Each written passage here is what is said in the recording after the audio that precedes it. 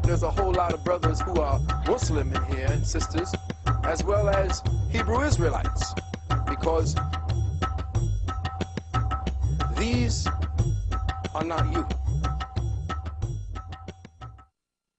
For the first time, this is a story from when we were blessed to present to you all Reverend Phil Valentine. I had the pleasure and the blessing of traveling to the Gathering of the Masters in 2003. The night we left, Ken Bridges was assassinated. It was a very, very powerful, very, very moving day. When we got to Atlanta, it was a tornado hurricane. We drove through a hurricane in order to get into Atlanta.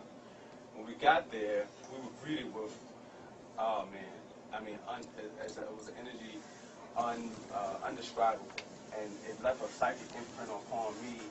And ever since that point, I've been searching and studying and questing ways to create a forum similar to the Gathering of the Masters. We were able to meet so many dynamic personalities, and Brother Phil was one of those brothers that greeted us and really gave a strong presentation. And ever since then, I've been buying the tapes, studying the lectures, and it's really changed my perception on much of the reality as we agree that it is. So I'm very blessed to greet and to introduce to you Reverend Phil Valentine.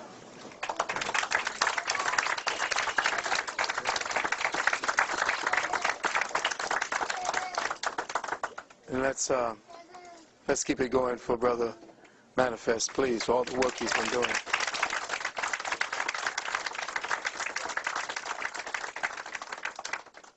First, I'd like to give praises and honor to the Creator, to ancestors upon whose shoulders I stand on, to all the brothers and sisters in here who heard the call and made the visit.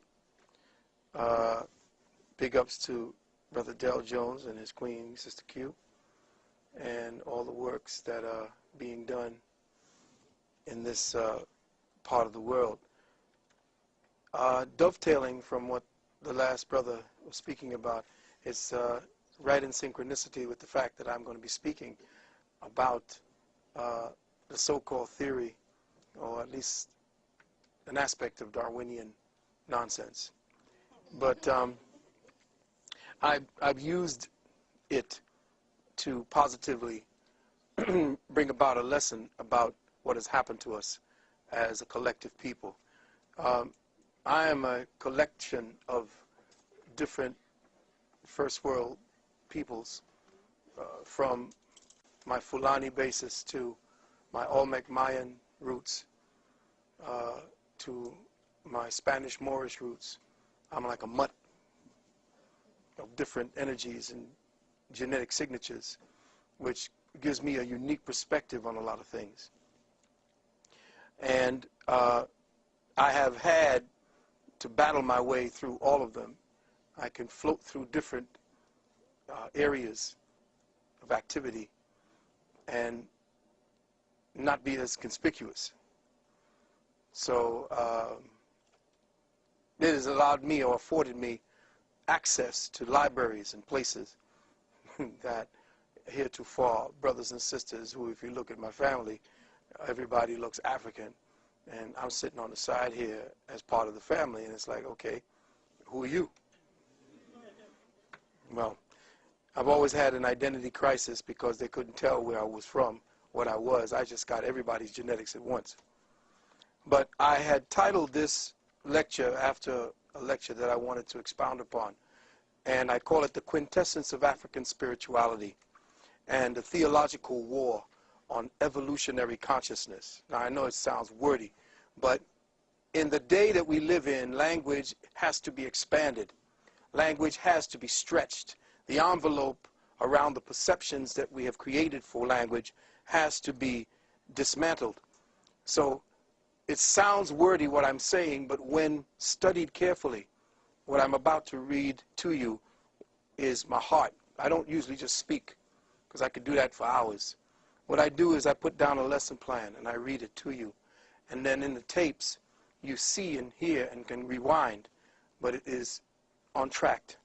So I wanted to talk about the theological war on our evolutionary consciousness, because all consciousness, quote unquote, evolves. All things ascend from one state to the next. If there's anything that's consistent, it's change. And the problem is we as a people have not been allowed to change in accordance with cosmic dictates. As the cosmic moves forward, as we move to different areas of our solar system, as we move to a different area of our galaxy, as we move into a whole new neighborhood in our own universe, we are still locked down in one formalized, protracted form of thinking. And we are not in step with the universe at all. And that has caused us our problem. So I want to start off by saying something that was written over the temple thresholds of our great Kemetic sanctuaries of learning. And these words were written, Sia ekes, sia ek patu neteru, which means know thyself, O man, and you know the heavens and the gods. So first I would wish to thank the Creator Spirit for blessing me with the breath of life. Precious thanks to the ancestors of my beloved family, both immediate and extended. Precious thanks to my Queen Nalani, and all the conscious warriors who've supported me throughout the 30-odd years of my own personal quest to enlightenment. For those of you not familiar or acquainted with me, I work in the community. I am a doctor of hygienic sciences. I am a doctor of naturopathic medicine, a clinical hypnotherapist, and a doctor of arcane sciences and metaphysics. For the last 30 years, I could consider myself to be a metaphysical health activist. Presently, in this incarnational cycle, I am an agent working for the Department of Eternal Knowledge and the Bureau of Higher Wisdom and Intellect. It's but, about 25 years in working towards this particular place that I am. And it's because of the ancestors' great works throughout my adult life that I have sought to emulate much of the brothers and sisters that were talked about here. To follow in their ways, to say the things that they said a little differently and in the times.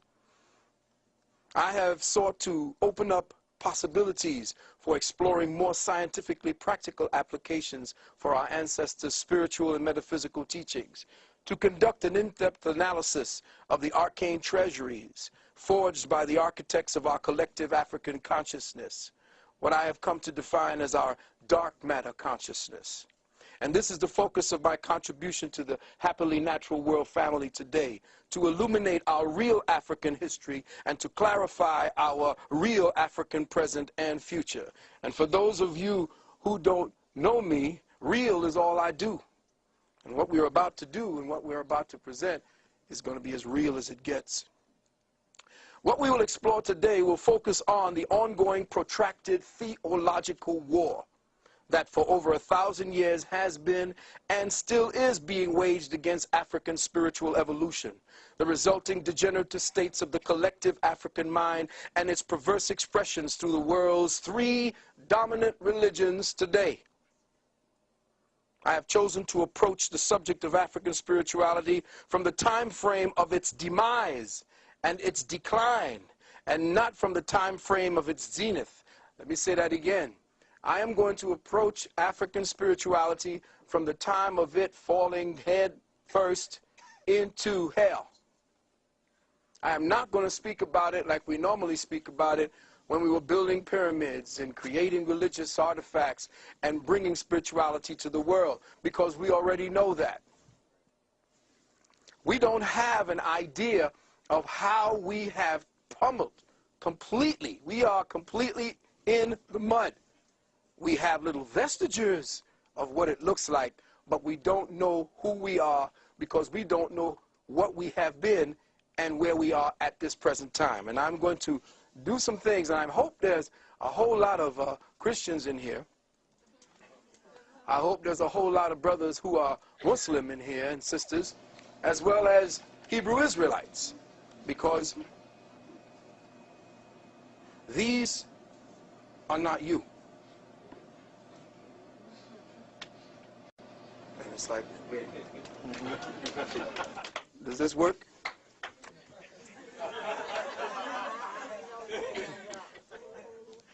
I thought the day would be better served and have a greater impact if the focus were placed on how African spirituality and all that entails was systematically dismantled as the world's primary conceptual construct of reality. How it was attacked, the methodologies and strategies, how the surviving remnants were convoluted into the dogma of today's three major religions, mutilated and suppressed, and the psychological consequences its destruction has had on African peoples, in fact, all other indigenous peoples of the world today. Beloved, for the sake of clarity, I'd like it to be known that I am speaking about African spirituality in a purely abstract context, the qualifying word African simply being used as a marker to define an instance in the flow of human evolutionary consciousness. I'm speaking of African spirituality as a globally recognized exercise of the higher perceptual faculties in humanity, even before the continent we now call Africa became known as Africa, Al-Kibulan, Abyssinia. So my account of the attack and the erosion of African spirituality on this planet begins approximately 2,264 years ago, circa 264 BC, in accordance with the Europeans' Gregorian time frame, with a man called Ptolemy Philadelphus, a Greek who ascended the Kemetic throne after its fall to Alexander of Macedonia, who tried to make restitution for the carnage and destruction of his predecessors by rebuilding the Kemetic libraries and schools. The reward he offered was great, anywhere between $10,000 and $30,000 at that time, per set of scrolls, the price depending on the in-depthness and thoroughness of the study submitted. Those who did not commit their philosophies or give their philosophies to the scrolls or to the manuscripts were allowed to dictate their stories to scribes, who meticulously wrote them down and logged them into the library. Many duplicates of each scroll and manuscript were also made for distribution to other libraries and schools that Ptolemy planned to build, which unfortunately never happened. All in all, Ptolemy secured before his reign, or during his reign, some 280 to 350,000 scrolls and manuscripts, constituting at that time what has to be and what was the most valuable collection of scientific and spiritual data in the known world. Ptolemy himself was said to have been a scholar of sorts, or at least he is a wannabe. But he had the same Greco-Roman delusions of grandeur, where he wanted to be declared a god. So he read many of the translated works in his library, and he discovered to his amazement that virtually all, of the many and diverse systems related to philosophy, religious practice, and the sacred sciences were literally based on one and the same conceptual principle. The evidence in the library showed without a doubt that all of the ancient sciences, religions, and philosophical writings were based on but one grand, and for our purposes here, African cosmological unity, which in itself had a legacy that pointed to a time even before most ancient, more African, let me just say, there is no place in the past that you could dig in that you will find your origin. Because you don't have an origin. You always was, always will be. And the problem is that every time we dig up and find Lucy, we're only finding a point in the reference of evolutionary consciousness. And that's where I'm going today. When we trace the evolutionary history of African spirituality to the time of its origins, we find documentation that reveals there was never a time that man was not. Let me say that again. There was never a time when man was not.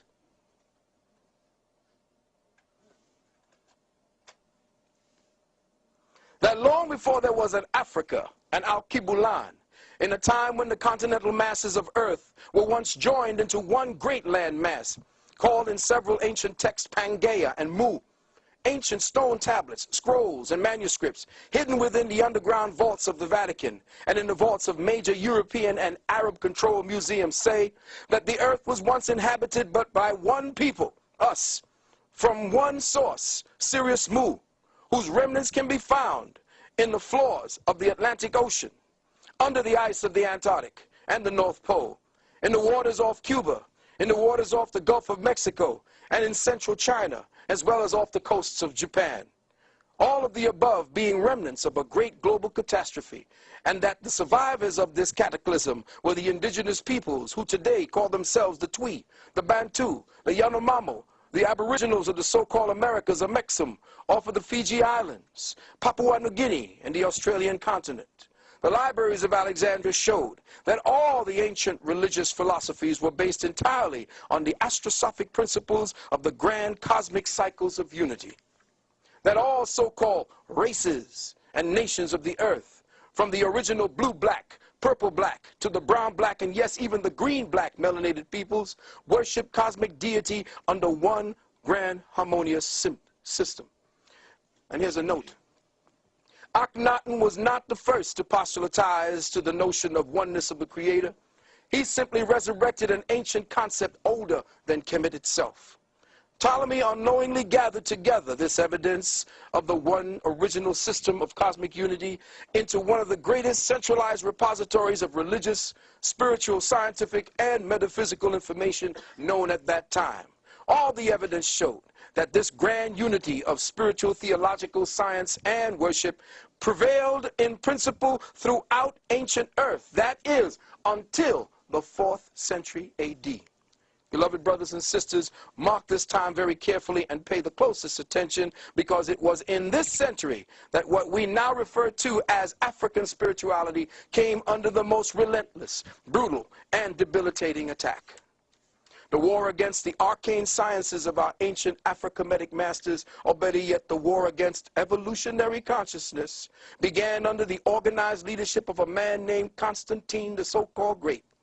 Constantine, the founder and first Pope Caesar of what became known as the Roman State Church of Christ and Christianity.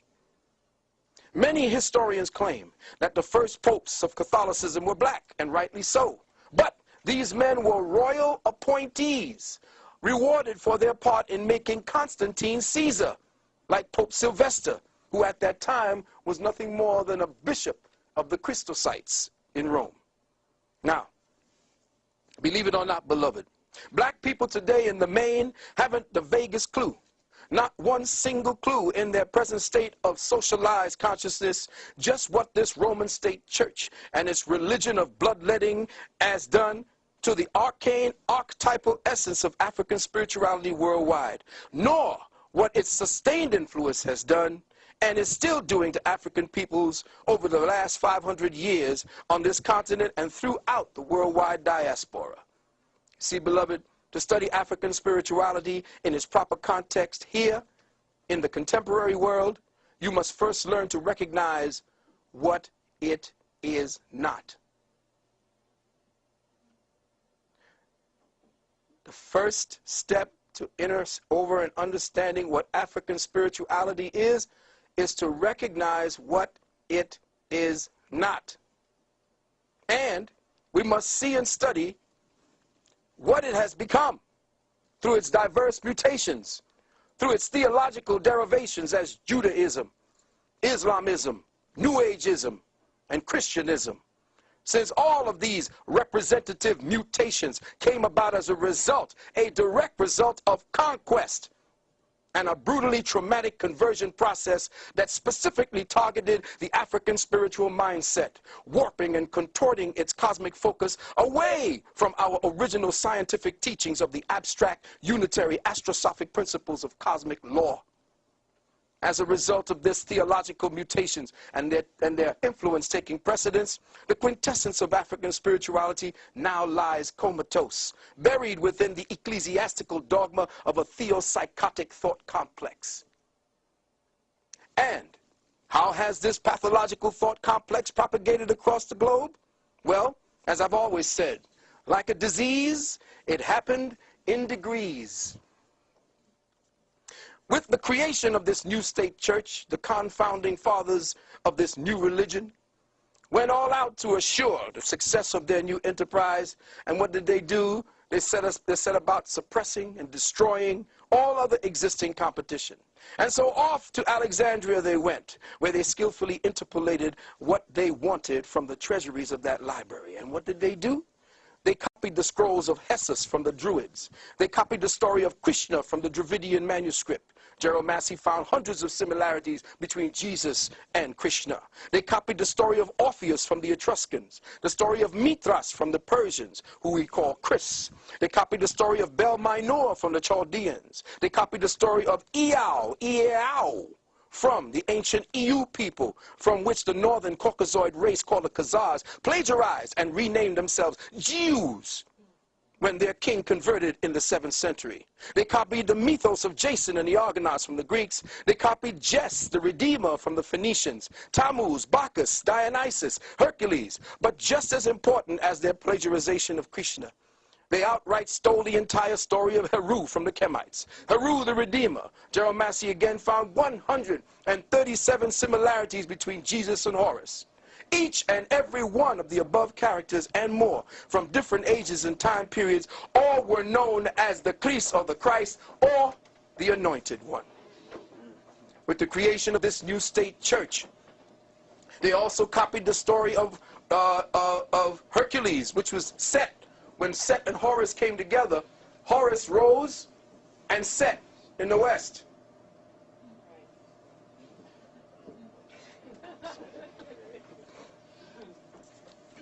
Yes, my beloved Christian brothers and sisters, I'm talking to you now. They copied, interpolated, twisted, and outright distorted all of the ancient spiritual stories on record to use as the foundational premise of a special book they were preparing, their in-house manual, a book that was to become known in the Greek as the Helios Biblios, the Book of the Sun, more commonly known through its Protestant translator and editor, one Sir Francis Bacon, a.k.a. William Shakespeare, Edward de Vere, as the King James Version of your daily Bible, or your Holy Bible, or your Holy Babble. Now, to make their distortions of the African spiritual sciences less conspicuous and less recognizable to the more diligent inquiring minds, they made the Bible into an ingeniously well-crafted work of, listen carefully, fables factualized, allegories literalized, symbols personalized, drama historicized, and cosmic forces anthropomorphized. Let me say that again. This is all your Bible is. Fables factualized, allegories literalized, symbols personalized, drama historicized, and cosmic forces anthropomorphized. With skillful hands, the Roman scribes perpetuated monumental changes for the purpose of destroying any connection of the origins of their works and the origins of their saviors to the myths, allegories, fables, and symbols of our ancestors' spiritual sciences. Now listen carefully.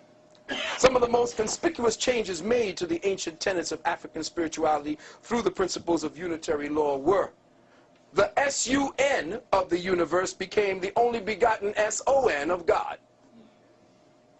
John 3:16. The 12 celestial gates, or metaphysically speaking, the cosmic grid of Earth's third density space-time consciousness zone, called the 12 signs of the zodiac, became the 12 apostles of their gospel Jesus. Don't hurt nobody. 3. Bring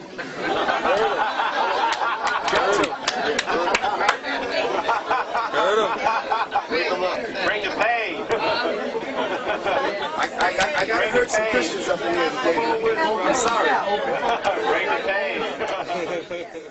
Sometimes the truth cuts, you know, but it takes a little time to bleed. You may go home and all of a sudden you're starting to bleed. And what happened? 3.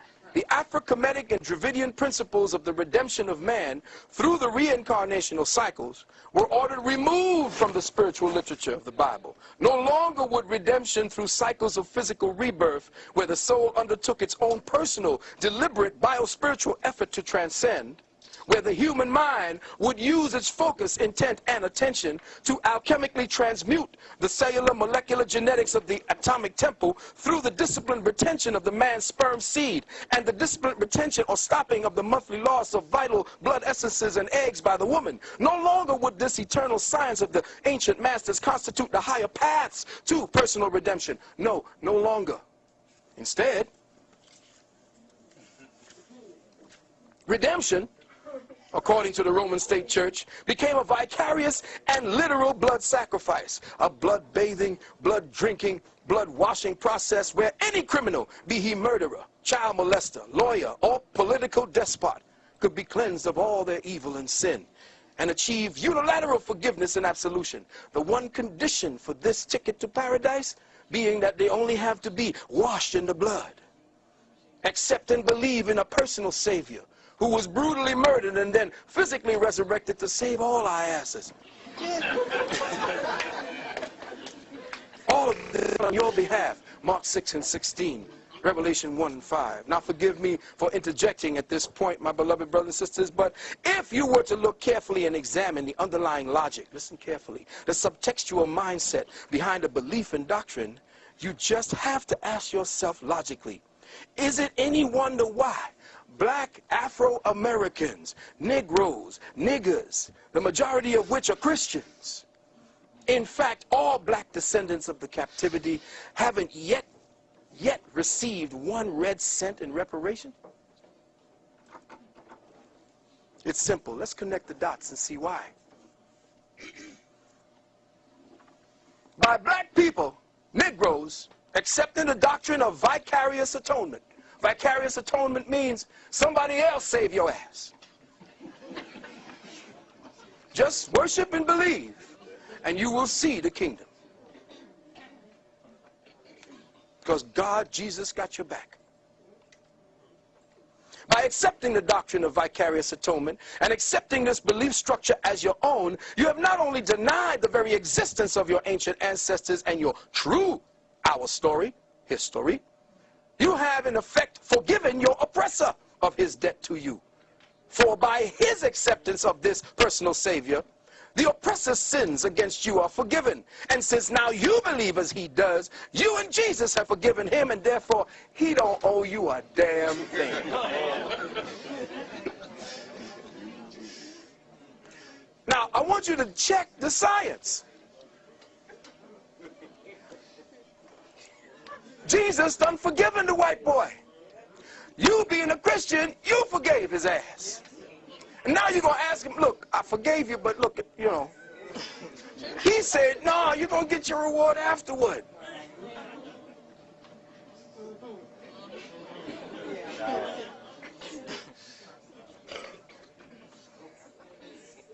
Now remember, since Jesus the Christ is a fable, and your government is one nation under that fable, their God, your acceptance of his existence puts you into the fable or the speculation as well. Thus, you have no history, no ancestors, no nation, but the one you have now believes you. Now, this one thing you have,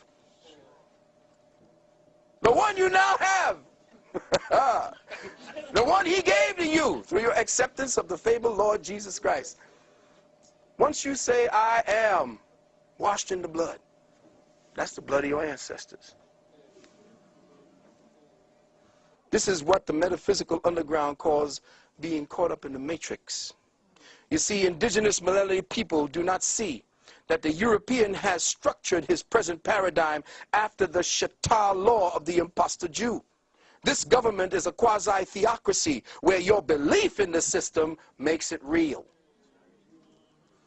At its core, the government is a fable, a fiction. It is a direct reflection of the Roman state church fable. If you buy into one, you have automatically bought into the other. Now let's take a short look at the forming of the early church. Christian Bible says, by their fruits shall you know them. Let the church say, amen. All right now.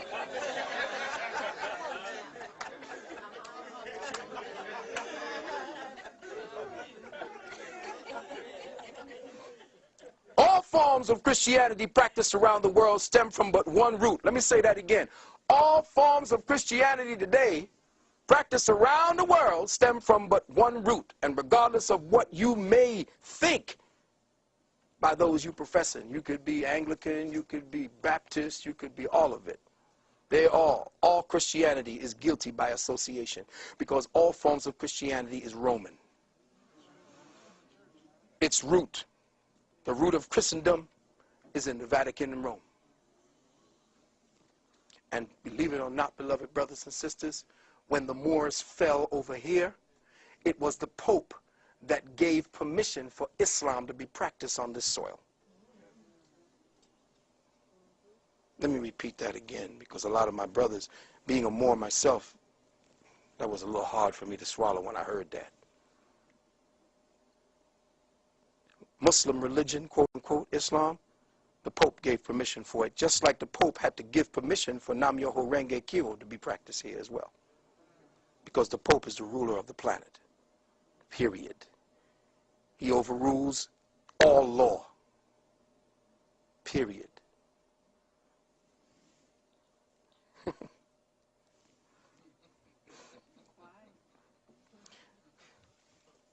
Read the history of the Roman State Church from its beginning, and you will have the most profound understanding of the entire world's affairs today. You need to see a movie called Kingdom of Heaven.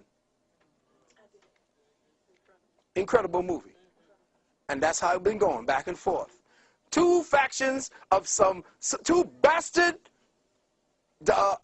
aborted fetuses of ancient Kemetic law fighting back and forth before one another, saying that they got the true God. Killing one another. So now let's examine some of the evidence given by those who lived around the time of Christianity's beginning in Europe. Let's go back to the scrolls and see what the people who were there at that time had to say about the origins of Christianity. Remember, beloved, all persecution by the Church of Rome written on the pages of ecclesiastical history began with Constantine and extends to the present day. In fact, the Christian emperor was the first to forbid free thought. And Christian priests were the first. Christian priests were the first. Let me say again, Christian priests were the first to burn books.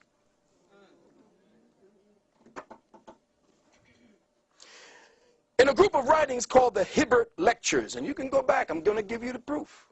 The Hibbert Lectures, a man named Renan, R-E-N-A-N, translates the following. He says, quote, "We search in vain through the collection of Roman laws before Constantine for any enactment aimed against free thought, or in the entire history of the emperors for the persecution of abstract doctrine. Not a single savant was disturbed. Men whom the Middle Ages would have burned, such as Galen, Lucian, Plotinus, all lived in peace, protected by Roman law." In other words, before Constantine came, free thought, which was one of the thinking processes handed down, or the way to think handed down from your ancient African ancestors, was the order of the day. T.W. Dewan, you need to get his book called Bible Myths. This is page 434.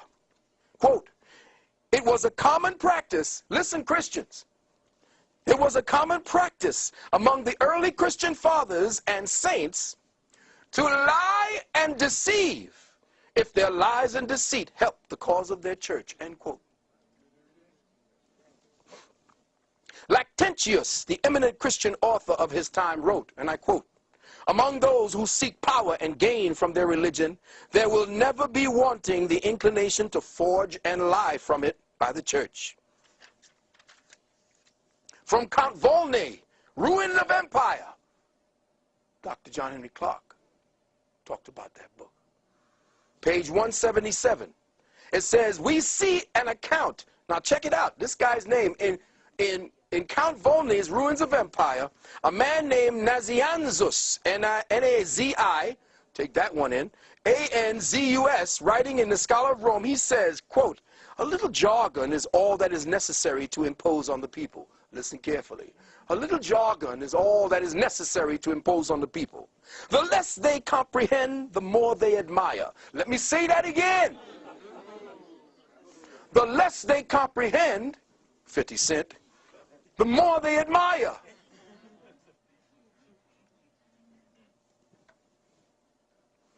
Our forefathers and doctors have often said, not what they thought, but but what circumstances and necessity dictated, end quote. In Gibbon's Rome, Volume 2, pages 79 and 80, Gibbon writes of Eusebius, Bishop of Caesarea, one of the architects of the Nicene fraud that became Christianity. Quote, the gravest of the ecclesiastical historians, Eusebius himself, indirectly confesses that he has related only what might be redounded to the glory of the church, and that he would suppress all that would tend to disgrace that religion. Eusebius, he spoke of his character, less tinctured with credulity and more practiced in the art of court than that of almost any of his contemporary. What he was saying was, this sucker knew how to lie, he knew how to cheat, and make it sound truthful. Johann Lorenz von Moschayem, in his book Church History, Johann Lorenz von Moschayem, in his book Church History, Volume 1, page 198, said, quote, it was held by the church that it was not only lawful, but praiseworthy to deceive, and even to use the expedient of a lie in order to advance the cause of truth and piety.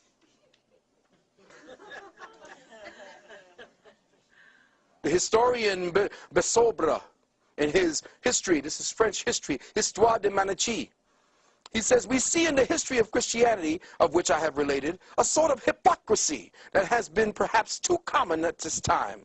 That churchmen, listen, not only do not say what they think, but do say the direct opposite of what they think. Philosophers in their cabinets, out of them they are content with fables, though they know well they are fables. Nay, even more, they deliver honest men to the executioner for having uttered what they themselves know to be the truth.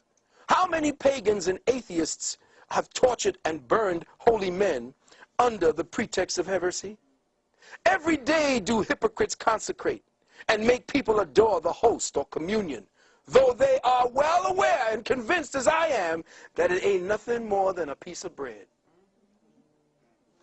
End quote. The theologian Reeves, in the Apologies to the Father, in a book called the Stigmata, or the Syntagmia, says, quote, it was a Catholic opinion among the philosophers that pious frauds, let me say it again, pious frauds were good things, and that the people ought to be imposed upon in matters of religion. Again, from the Syntagmia, quote, he purposely wrote these in Latin, that it might serve for the instruction of the clergy only, and not come to the knowledge of the laity or the people, because too much light is hurtful for weak eyes.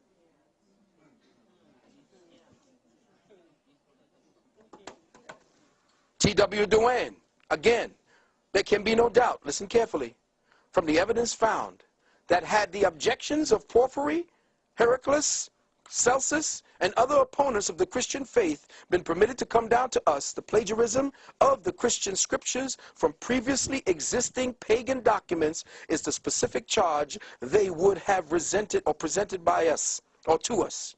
These works were ordered burned by the Christian emperors. And now, beloved, in the final stages of my contribution to this theme, I would like to offer the following. And I'm a little reticent about having to use the following example as a qualifier for what I have presented, but in this case, necessity overrules prudence. In his book, Origin of Species, Charles Darwin spoke about a man who took care of a large flock of birds, namely pigeons. Now listen carefully. I want you to listen very carefully. I want you to just put aside, well, you can't help that, because if you're really listening to me, you're not thinking. You know that? Do you know how you can stop your thinking? By learning. Learning stops thinking. Let me say that again. Everybody want to go into all kind of meditations? You don't need to go into home and all that old nonsense. Just start learning. Because right now you ain't thinking. Think about that.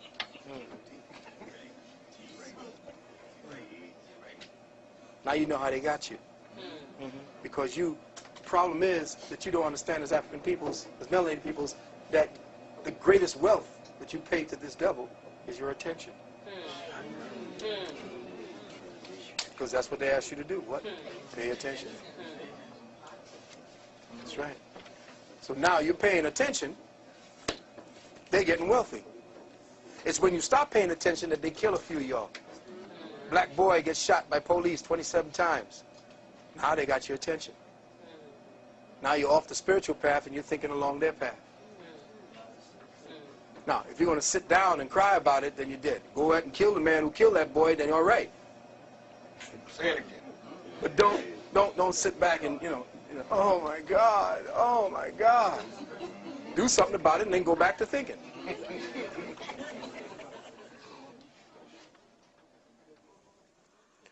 In his book, Origin of Species, listen carefully now. Charles Darwin spoke about a man who took care of a large flock of birds. They were pigeons. These pigeons were distinguishable by what appeared to be an infinite variety of ornamental designs. They were all types, every shade of subtle blues, subtle greens, blacks, and grays. All were adorned with a wide variety of marks that elegantly characterized their individuality. Now, this bird handler gathered up his colorful variety of pigeons and took them out to a deserted island way far from his home and released them into the wilds, where these birds settled in and began to establish a colony. After 10 years or so, the bird handler returned to the island, and to his surprise, he finds that something amazing has taken place. The blacks, the browns, the grays, the iridescent greens, the iridescent blues, the stripes, the spotted, the ringed, the striated feathers, varieties, and beautiful, beautiful ornamentations of birds he released into the wilds had all but disappeared. All of their children had metamorphosized into this slate, dark blue generational type, each of them with a monotonous black ring that repeated itself on every one of their wings. All of the beautiful variety of iridescent colors, patterns, and designs in their feathers and characteristics completely disappeared. Now, in staying consistent with this theme, Darwin also made mention of the characteristics of the cultured rose and the cultivated strawberry. How, when left unattended, they shrank back and degenerated and reverted back to an appealing shrub and vines and weeds. This devolutionary process he called the principle of reversion to type. Now, beloved, let's touch upon that theme. These examples may be construed in many ways, but for our purposes, there can be only one interpretation. The feather characteristics of the nurtured, cultivated, cultural birds are symbolic of the culture-centric expressions of African spirituality that were perfected within the confines of a self-actualized, self-cultivated, self-contained, self-enriching, self-evolving, self-correcting, self-healing, self-perpetuating, self-preserving, self-regulating, self-supporting, self-sufficient, self-sustaining paradigm dynamic of consciousness, where the vast variety of feathers for Ma'at represented the vast variety of creative achievements attained by African civilizations, as with other indigenous peoples around the globe. Here we use the markings and colors of the birds as the symmetric equivalent symbolic of the expressions of African spirituality. The blacks were spiritual sciences, the yoga, the meditation, the mathematics, the mystery system. The browns were the agriculture, the botany. The grays were the sculpture and the art. The iridescent blues and greens was the alchemy, the metallurgy, the medicine. The stripes was the architecture, geology. The spotted was the astronomy, the astrology, the psychology. The striated was the art of war. All representative of a highly advanced, sophisticated, self-evolving spiritual civilization. Then it came to pass that these diverse Africans and their individually unique expressions of spirituality began to experience a series of sustained, brutal attacks for over the next several hundred years. This ongoing strategy or tragedy, eventually caused them to become traumatized captives. They were rounded up, displaced, and taken to hostile foreign environments where their self-evolving mechanisms of cosmic consciousness, their African spirituality, were systematically and savagely brought to a screeching halt. What once constituted an internal dynamic of self-evolved energy that was used by the African mind for the development of higher awareness became a pathological fight or flight survival response to hostile environments. Within us as captives, the higher African spiritual mindset began to atrophy, began to degenerate for a lack of a sustained attention, utilization, and focus. Diasporic Africans, unbeknownst to the majority of us, began to devolve spiritually over the subsequent 20 to 25 generations. We began to revert back to a type, that is, a type of African never before witnessed or experienced by ourselves. A new type of African was created, a religious African. We began to psychologically metamorphosize in the hostile atmosphere of a Willie Lynch environment, which caused us to revert, or should I say convert. Let me say that again. Y'all didn't hear that. Africans didn't revert. We converted to a pathological, artificial, cultivated phenotype made in the image and likeness of our external slave master, who rewired us to self-perpetuate anti-spiritual, non-critical, non-logical behaviorisms. Beloved brothers and sisters, over subsequent generations, our pathogenic conditioning began to bear fruit. That under the psychological and genetic pruning tools of Willie Lynch, we became spiritually stultified, robbed of our archetypal memory banks, robbed of our genetic reflex to the creator spirit within us. Like the careful cultivation of the Japanese bonsai tree, African and indigenous peoples were spiritually, genetically, and creatively pruned for generations, so that our very soul's ancient association and connection to the triple black cosmic mother would systematically and continuously be diminished. Mighty oaks, redwoods, and baobabs reduced to the size of shrubs, thistles, and weeds. Anybody know what the Japanese bonsai tree is? You can turn an oak this size. All you got to do is just keep pruning it. And that's who we are. Well-pruned bonsais. And to seal the bargain, to shut the door forever, the slave master pruner taught and conditioned the traumatized African mind to supplant his natural, abstract, metaphysically reflexive, inquiring mind with that of the non-critical, non-questioning, non-analytical functionism of the religiously indoctrinated mind. With reference to the examples given above about the rose, the strawberry, and the birds, African spiritual scientists were actually and acutely aware of this fact called the principle of reversion to type. They considered it in every real work that they have ever done. They always knew that man would revert back to type if he did not keep his culture. This they described in their depictions of the tenuous polarity of equilibrium between Set and Heru, between Set and Osiris Osar. You see, these were cosmic forces that represented a form of gravitation felt between the higher and lower natures of man. Heru, Set, all of these were not people. Just like no man, no woman, no nothing ever existed in the Bible or in the Quran. Oh, man. Tell a Christian he didn't have a history. Tell a Muslim that nothing like that ever existed. Tell a Jew that none of these patriarchs that they're talking about and gods and forces that never existed. And my own brother will kill me.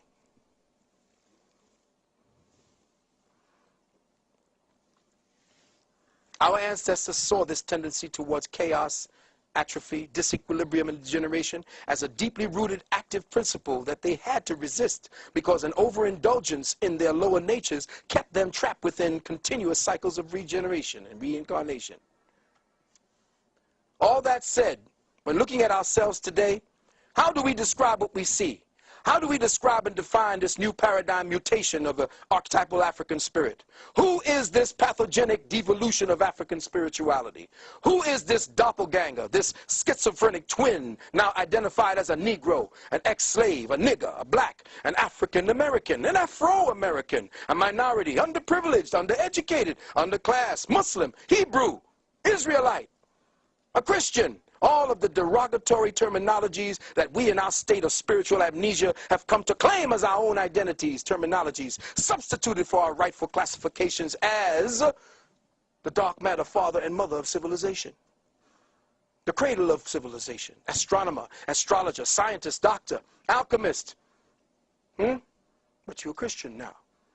You're no longer a mason, a sculptor, a scribe, a botanist, an agriculturist, a geologist, an architect, a psychologist, a warrior, a Kemite, Kushite, Ashanti, Dravidian, Olmec, Mayan, Moor, Twi, Bantu, Zulu, Yamakra, Yamasi, Creek, Seminole, Sumerian, Atlantean, Lemurian. You see, beloved brothers and sisters, today religious-minded Africans and indigenous peoples, both here and on the continent, have a genuine, deep-seated paranoid schizophrenia of actually being associated with the above descriptions of our ancestors. None of y'all want to say that you're African. None of y'all want to say that you're from there. Kemite, you Egyptian? No, the Egyptians held us. They held the Jews in slavery. They even got black people in the Hebrew Israelites really believe the Egyptians did that. But if they look at their books, the Jews have always been in bondage because Jews, quote unquote, in the Bible never existed. The Jew is simply matter. Let me say that again. The Jew simply means matter. That which is bound up in matter. That which is bound up on the third density. So Jews always going to be in captivity. Because Jews represent the spirit bound in matter. That's it. No big to do. No great big story to go. No worry about parting the waves and all that bullshit. The Red Sea is your blood. The Israelites are your genetics. Most religious-minded black people have developed disassociative mentalities and get rabidly indignant if you dare to say that they are Africans 500 years removed.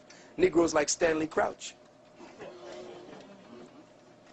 who know for an unequivocal fact that they are Americans. Always were and always have been. But this dissociative mindset is the result of the genetically implanted trauma-based hypnotic suggestions forced into our recently shocked and injured psyches by the doctrine of Willie Lynchism. Hypnotic suggestions that mold the religious mind conditions you to see this type of dissociative mentality as normal. When I say that I am African or I am indigenous, if I am this, that is somehow insanity. Africans who worship or at least recognize their ancestors in current Africa are said to be covenanted with demons.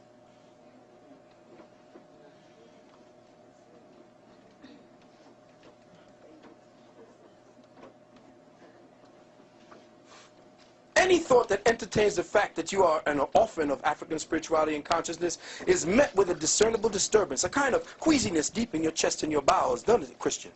Isn't that how you feel, Christian? You feel a kind of queasiness when I say you're African. You kind of start getting upset because the Jesus demon starts working you. This is the artificially created, fragmented psyche kicking in. The altered state artificially created by trauma and the combination of hypnotic suggestion.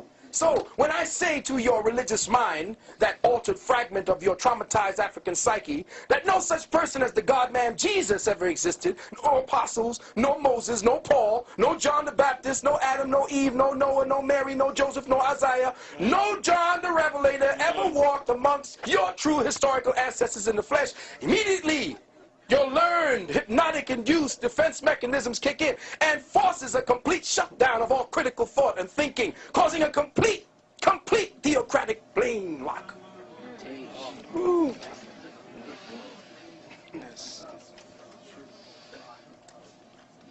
My beloved brothers and sisters, in closing, I'd like to bring 2 points. One, African peoples, in fact, all indigenous peoples, were once guided by a cosmic spirituality cultivated from an external relationship with Nature Mother and an internal relationship with Father Spirit. We mined and cultivated from within ourselves the most beautiful, wondrous, and exquisite treasures from the realms of dark matter consciousness. that still stand as eternal testaments, unmatched on the soils of North America and South America, Africa, China, Europe, in the depths of the Atlantic and the Pacific, under the ice caps of Antarctica and the North Pole, and yes, even in the semi-desolate plains of the planet Mars, and on to the moons of Europa and Titan. These monuments, carvings, and papyri persist as eternal declarations of the quintessential creative African spirit. But brothers and sisters, what in the Creator's name have you erected since? What have we created? What testament to cosmic intelligence and our spirituality have we recently etched in stone or ascribed unto papyrus? What last names have we turned? When last have we turned lead into gold? Or communicated with our ancestors, nay, with our progenitors on Sirius and Orion, now that we have reverted, or rather have been converted to a type, now that we all got religion. Brothers and sisters, language, as the brother said, is the rudimentary instrument or system for encoding the perceptual measurements of time, space, and dimension. This is precisely why our ancestors were so meticulous in their use of expressions of the letters and words and language. This was especially true of the Dogon people. In the Dogon mystery system of occult science, knowledge, understanding, and their natural evolution into wisdom were arrived at through synthesis of 4 psycho-spiritual principles of attention and discernment. These 4 psycho-spiritual principles were called the Gidi-so, the Beni-so, the Bolo-so, and the So-dai. The Gidi-so was the front word, the Beni-so was the side word, the Bolo-so was the back word, and the So-dai was the clear word. And what's happening today is you only know how to learn the way the white man taught you, with the front word. That's why our brothers and sisters started saying, you fronting.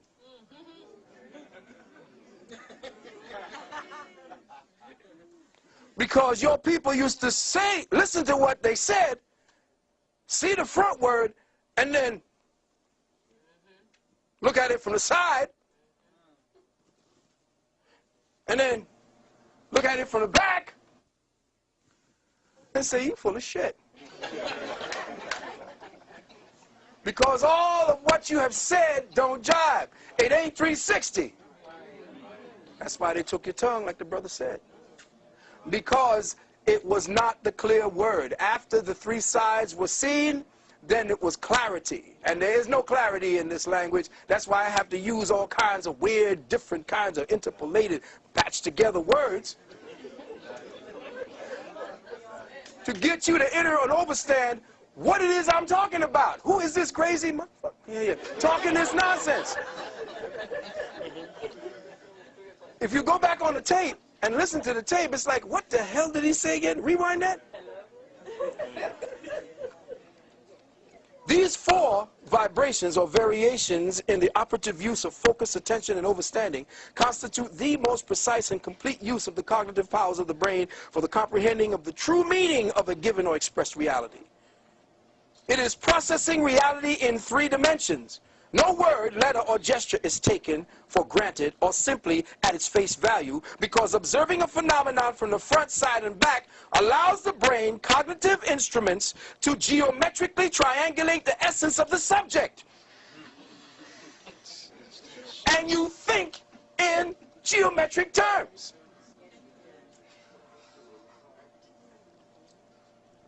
So you get a depth of word beyond the observed and into the intuitive.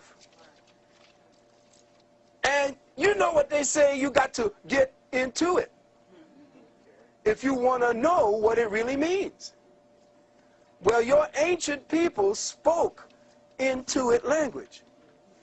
And now because you're religious and you got to stand up there and listen to a man who is talking for you so you can get into heaven.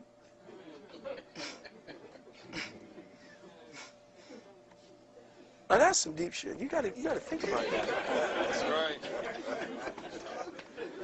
You have to have a small amount of insanity, and you have to really be thinking about giving up everything to really pass over and sit there and really listen to a man spouting words about a man you ain't never met, first and foremost, that is white and blue-eyed and sitting up there in front of you.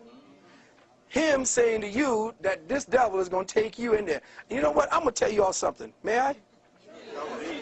I'm going to try to slip past here. And I'm going to say something that scared the hell out of a few people when I said it the last time. Your first redeemer, if you want to stay within that pantheon, was Lucifer. I told you Lucifer was your first redeemer. Now, I told brothers and sisters that as soon as a cracker tells you to run from something, run to it. Why do they hate this man so much, this entity so much? Why do they hate Lucifer? I wanted to know. That's why I got kicked out of the Bible. When I was a Catholic, I got kicked out of, get out of the Bible study class.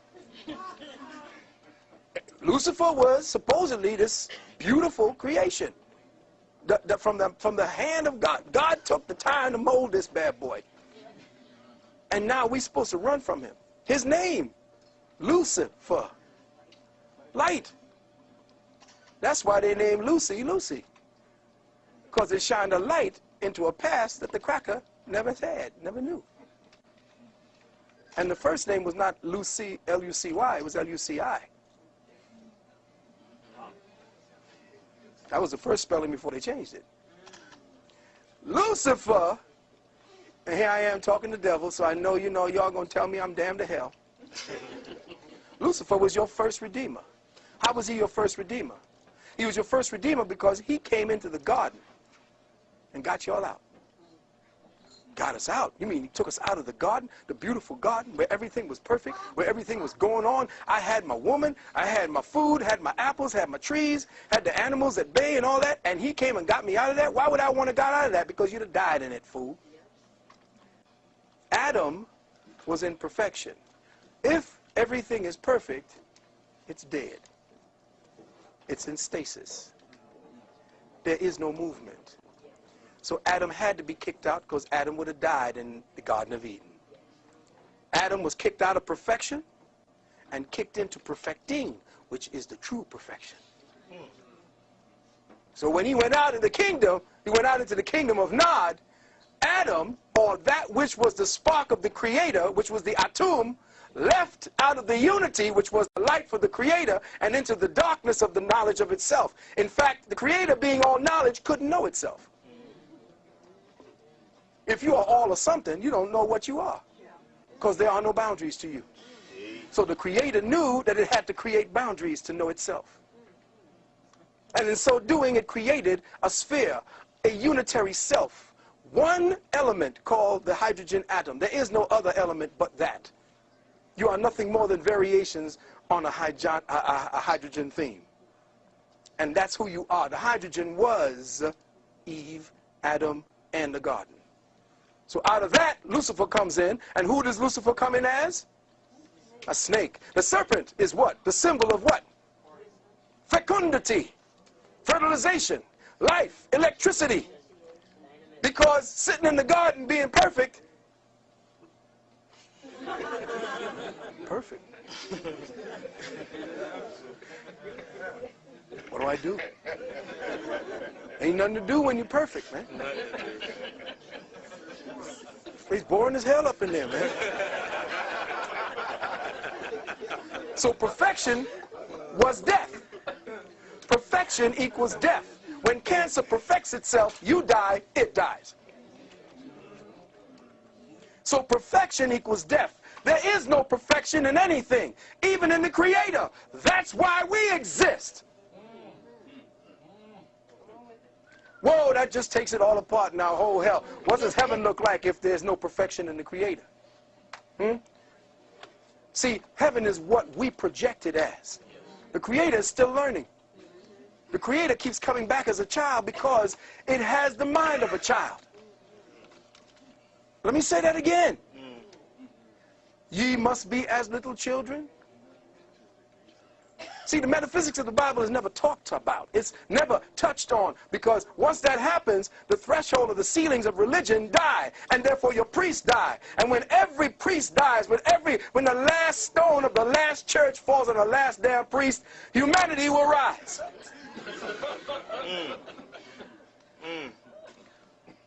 So until we understand that perfection equals death, And that we as African peoples fell to this plane in order to perfect God. Now you know you got a job. Before you thought you was unemployed.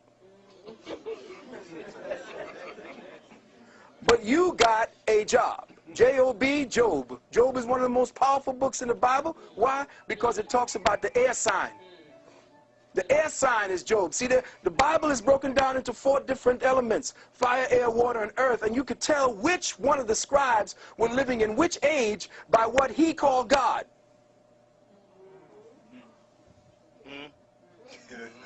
See, the Bible is slick because it's a composite of over 350,000 years of information.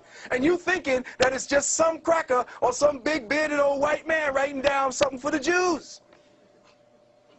The Bible was written in stages over thousands upon thousands of years. And when you see in the age of Moses, that's the age of earth, the earth age, or earth age moving into an air age or fire age, because that's when he killed off the cow. The cow is what? Taurus. The cow is the what do you call it? So he crashed the golden calf, which means that's the end of the Taurian age, and we're moving into the age of Aries.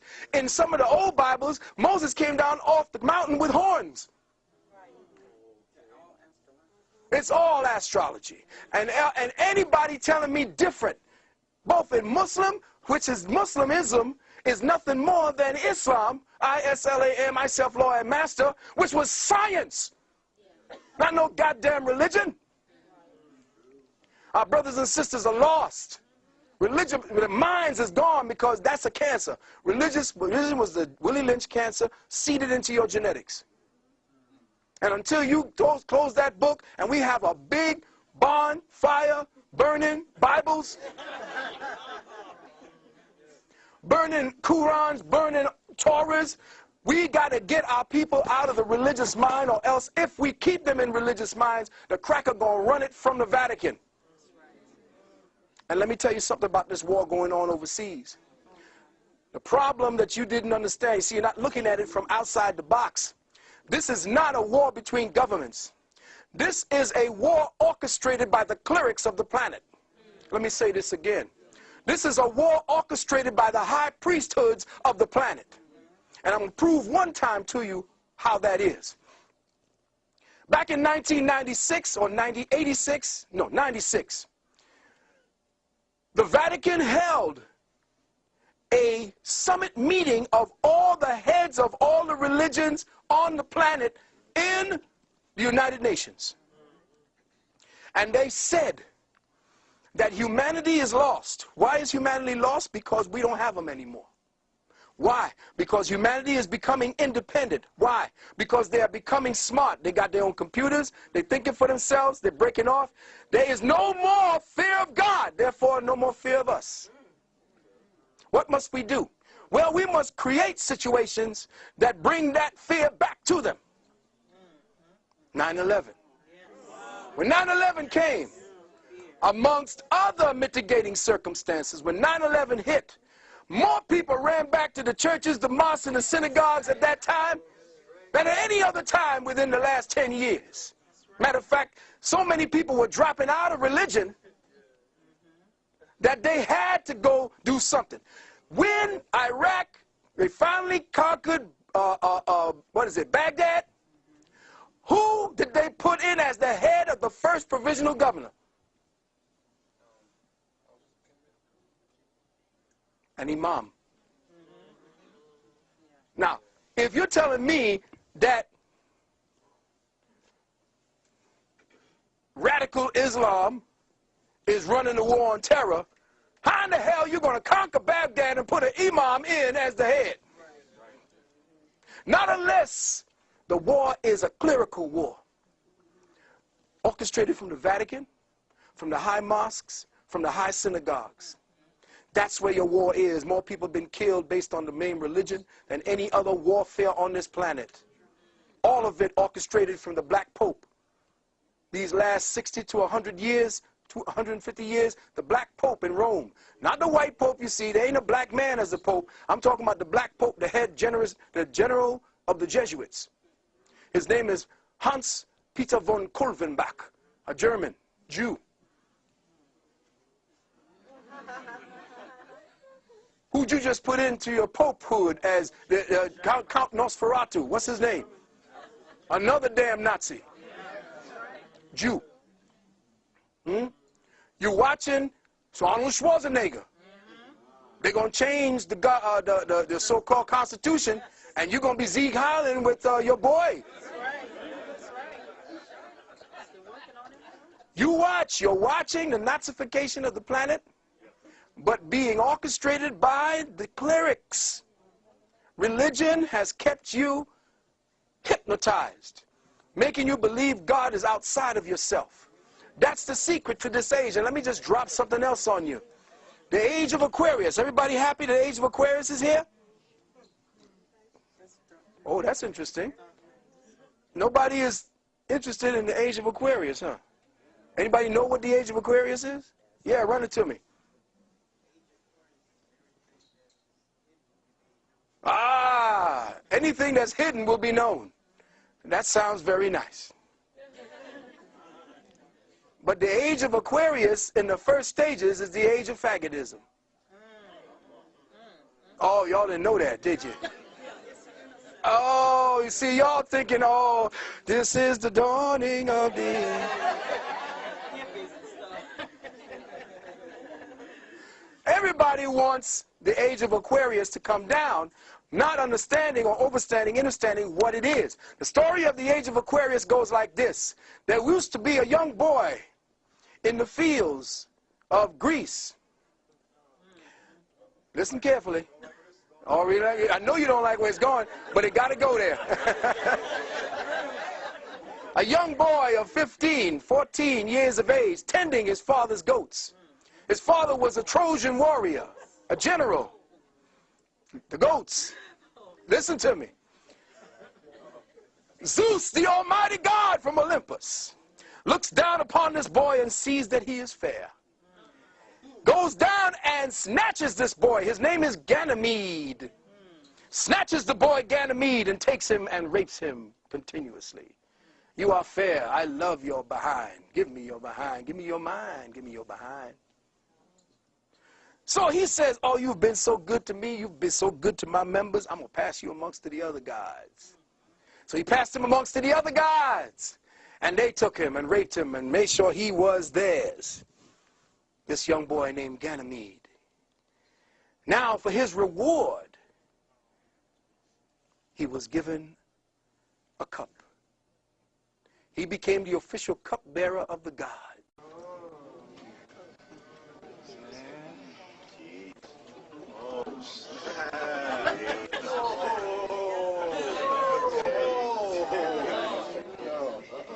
So, there are little things, this is just little things. I'm just scratching on the surface to try to get you all caught up.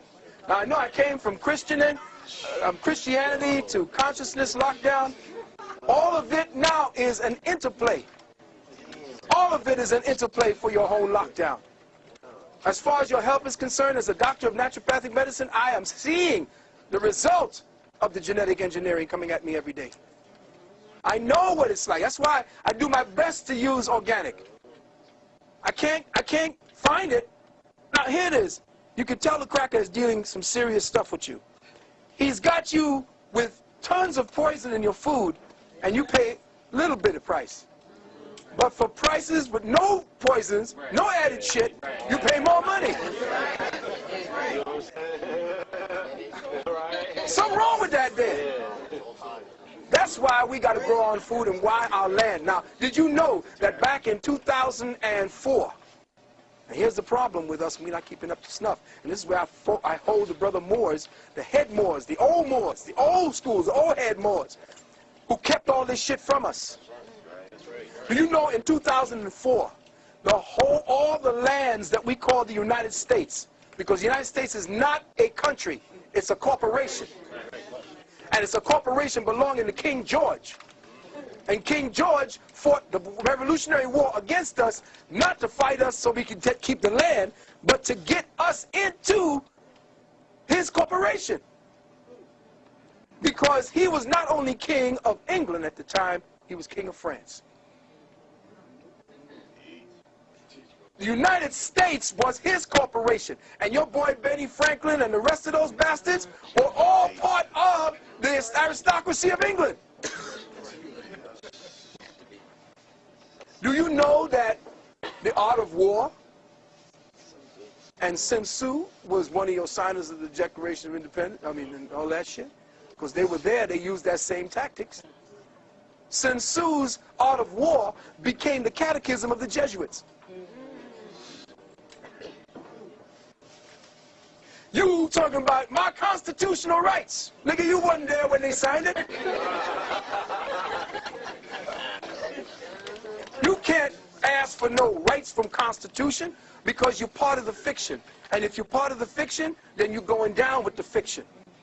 Unless you come out of the fiction and reclaim your name and take that straw man back from the jurisdiction of the state, you're going in with everybody else. The fiction is over. Now they got the people set in place. They got cells called the Mitzrayim right here on your soil. It's over 150,000 soldiers trained by the Mossad, cells of terror, waiting to wreak havoc on your soil. And they are all polished. They all cells waiting to attack. That's why they got to give you a serious crackdown at this point. It's got to be heavy at this point because you all are complacent, you're ripe, you're ready, you're juicy, you're fruity. You're too busy ready with your bling. They don't give a shit. They're coming after you now. If you don't know, you say about give up your gun for a hamburger or some shit. No, clean your gun. Quick question. Yeah, my question is, Phil, it's like, this is excellent. I'm enjoying it. What does the average person do who's working a job, who's living here? Do they leave the country? Do they start growing their food? Do they catch the mothership up? Do they go into their first eye and come out on the third eye? So in practical terms, you know, let's just say, for people in this room, do we form a bank and then, you know, buy half of an island somewhere? What do you recommend? Because most people, like you said, they're going to, if this does happen, they're going to be put in prison, they're going to die, they're going to starve. So what do you recommend? What do you see, based on history, what do you see the people who have been assaulted and insulted like us, what have they done to escape or to elevate out of this? Okay, that's a very good question. And I got to say, it ain't happening. It's all dead. And I'm going to say this. The only time people going to wake up is when shit hits the fan. No change, no revolution starts from the top down. The Revolutionary War was fought with 1/3 the population. The rest of them sat back and had picnics watching the shit from the field. War, as you see it, getting ready to come down on the people right now, unless the people become uncomfortable with their present condition, nothing's happening. Until they start feeling the pain, nothing's happening. It's when a spark takes up. As soon as all this shit is no longer relevant and the people are burning and going after not just their homes, but the crackers' homes, until you start seeing the police, all who are ready for your ass, been ready for the last 25 years. This is what brothers have been telling me who've been coming back from training out in the Midwest, in urban warfare, house-to-house shit, telling me they got some shit for our asses. Until the people say enough, nothing ain't getting done. And remember, if you're thinking about leaving to go someplace else, I say no matter where you go, there you are. It don't matter where you go, it's all over. Right? Everywhere you go, I went to London, it's there. These crackers are in there with their guns. Every place you got a system in place that matches the cracker's own mentality, he has it in lockdown. Like Deborah says, it's now becoming too much for us, for him to handle. He can't handle all these Negroes. There's too much of them, and he ain't reproducing. He's got cells now of artificial wombs where he's growing a whole nother generation of crackers. This is real. So for me to say to you, okay, drop everything, get rid of your job, get a weapon, go off into the mountains and get ready. Grow your own food, get a book on agriculture, don't worry about what you look like. Start thinking about 5 sofa ahead. Start picking up organic, therapeutic grade essential oils, because that's the way you're going to be able to deal with all of the diseases and sicknesses. There's one that I use called Thieves. This was a formula that they used to use when they were robbing the graves during the plagues. And when they caught up with the robbers, they were saying, well, how come you ain't sick? He said, well, we use these oils. I got those oils if you want to deal with them. These are some of the things you can only do to get prepared. But to tell a person, stop working, stop doing this, it's like trying to stop a truck, Mack truck, fully loaded, going downhill with no brakes. Brothers and sisters are too locked into their paradigm. The majority of us here would not just get together, let's get a pool, let's get some money together. But hell, money ain't going to be worth shit.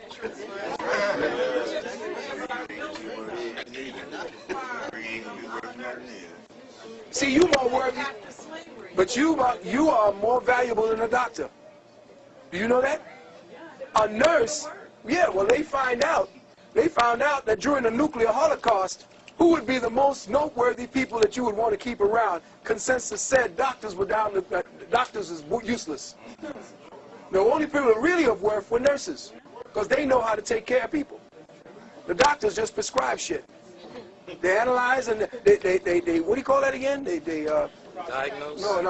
No, before that. Diagnose and then they drug you. Nothing to do with healing. Somebody has something to say over here in the back. Question back there? It was you? No, it was in the back, yeah.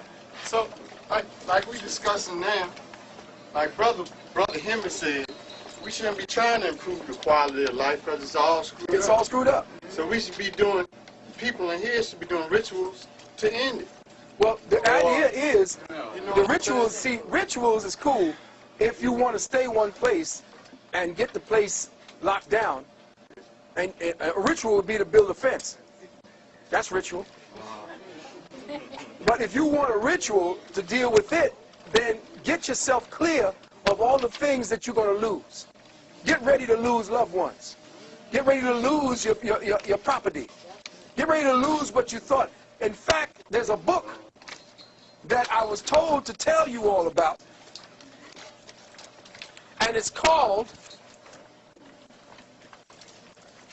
get this book and order it off the net. It's called Picking Up the Pieces. Now, check it out now. It's by a woman named Sorcha Faal. S-O-R-C-H-A, first word. Next word, Faal, F-A-A-L. It's called Picking Up the Pieces, a practical guide for surviving economic crashes, internal unrest, and military suppression. Yes.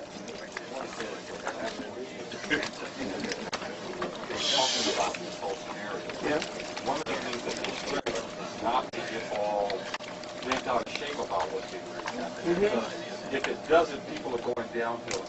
Yeah. It's got to happen, just like you said, to come out of the Garden of Eden. Black people, the way they're going right now, they're going to basically, it's not going to be good. They got to be woken up some kind of way, and no other way it's going to work. It's can't. But Yeah. the thing that they're also saying is that, well, nothing can be lost. Because all knowledge is stored on the other side. Of course it is. And Akashic as records. long as we maintain the ability to communicate with the other side, that, in my opinion, is the most important thing. Because no matter what happens, how bad things get, you can always go back. You can always do real technical and reconstruct. Exactly. But again, we have to keep the records intact. The reason why they are giving us the food they're giving us is to delete the Sankofa records. Remember, every time you eat, you teach your DNA. And the more you eat foods without seeds, see, if a thing ain't got a seed, it ain't got a nature. It ain't got a lineage. It may be anything. Frankenfood. Yeah. So what you're looking at is the way to destroy and delete the ability to recoup that knowledge. And that's in the food that you're eating. Here's the other thing. Next 3 months, economic chaos predicted. Currency devaluation. Overpricing on real estate. No one outside the country accepting U.S. currency. Now listen to this. You go up to a website called whatdoesitmean.com. Whatdoesitmean.com. This book called Picking Up the Pieces is a book where the author went around to all the different countries where dictators were and talked to the people who survived the dictatorship. And the people told them all the things they did. How to bribe guards is in there, and government officials. How to kill and distance yourself from the feelings. What to do, where to go, how to grow your food, where to go, how to set up enclaves of protection for one another. It's all in that book. And it happened where she went to Poland, Nazi Germany, people who survived there, Russia, parts of Cuba, where else? Over here in the United States. But all the people that had all the records of being under the very same regime you're about to come under. They wrote this book, and she said, hurry up and get it, because she don't know how long they're going to keep it on the line. So when we leave here today, based upon what we have now structured and found out, I'm giving you what I can to the brother who's sitting. I'm giving you what I can, a wake-up call. How we as ingenious Africans have always found out a way around things is that we first had to know what we were dealing with. Once we knew, then the ancestors who are there to always give us a way through. Always start beaming through. Yesterday the ancestors were there because the drums, I'm trying to write and get ready for today, and the pencil was there. I couldn't put it on the paper. I just had to stop and say, okay, take me. Do it. That's what we need. And like what brother was saying about the ritual, yes, but the ritual has to be proactive. It can't be just you sitting there lighting candles, burning, calling a couple of names. You got to seriously be dancing. You got to feel it. If you're making love, don't just be... Where the kids at? What you're doing is that you are using the sexual force, which is the force of the universe, the creative force, through the female. See, the female is the ground. She's the soil. And when you're making love to her brothers, sometimes you just blank out. And you go someplace else. And she's just a soft, nice feeling body, and you just in your own mind. That shit gotta stop. Sister, the two of you all got to sit down and face one another. You're all in love with one another, and you're really about that, because making love is about you making tomorrow, making real. The mind of the woman is a soil. Her mind is a computer mind. All right? It's a personal mind. Now, let me give you the science and the metaphysics. The female is me. The male is I. Let me say that again. The female is the personal me. The male is the impersonal I. That's why we don't really care what you be saying sometimes.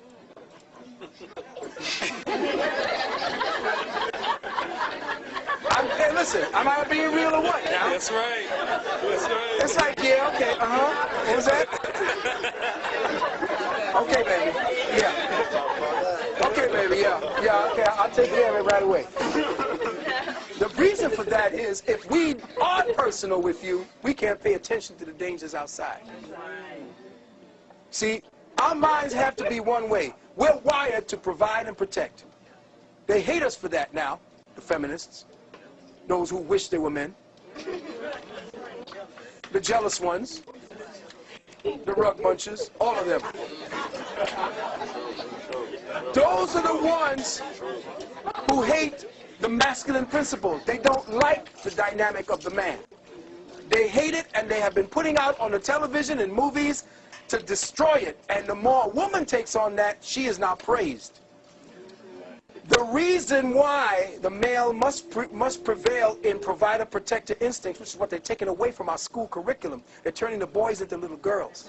They have to sit like little girls. They have to act like little girls. Boys ain't girls. From the time they're 6 months of age, they have testosterone flowing through their system, which is another reason why you can't be giving your boy children soy. That's why you're turning out all these faggots. And stop worrying about your boys. You know, let the boy cry first 6 years, and then give him to the father. And you fathers out there, it's time for you to start stepping up, because those are the warriors of tomorrow that's going to take your goddamn fat out the fire. And if you ain't training your son to be a killer and a warrior and a provider and a protector and a father, all of what's necessary for tomorrow, then you ain't no damn good, and they might as well cut your lineage right there. So the idea of what's getting ready to come down now is that between you and me, sister, making love ain't just about getting some nuts off anymore. Making love is one of the most powerful energies out there, but they got you doing it for all the wrong reasons, with all the wrong reasons in mind. And see, the thing is, crackers need the sex energy to keep the diversion away from the spiritual energy. You can make love spiritually. Now, the thing is, the personal me is what is the magnetic force that takes the impersonal I energy and manifests it through her mind. Now, you sit down with your queen, or whatever queen you have with you, because it don't matter right now. If there's a sister and a brother, and sisters, I'm up against the wall, but I know the whole manifested universe is polygamist. Let me say that again, sisters. The whole universe is polygamist. And the problem here in America is that you can listen on the other end of the phone to your good friend, who you call your sister, about her problems with a goddamn man beating on her, with her one child. You got a good man at home. A good man, and you love this sister. That's not African, that you can listen to her misery and crying and then hang up and then go back about your business, cuddling up with your man. If you know there's a woman out there with a child, especially a boy child, and she's suffering every day and she's your good friend, what happened to the times when you would take that woman in, sit down, and join her to your family so that that child could have a father, if he is a good man? Today we don't have that. The whole goddamn universe is polygamous. Our solar system is polygamist. The damn thing got 10 planets flying around it. One sun, 10 planets, serving all, giving his light and his seed to every one of them, warming them, nourishing them, giving them the light. And that was what Africa was about. And you forgot it. Now, let's get back to the point. When you make love to your woman, you sit down with her and you speak to her. And brothers, understand, overstand, and understand the years I have taken to study this beautiful system called female, woman. She fiends for words.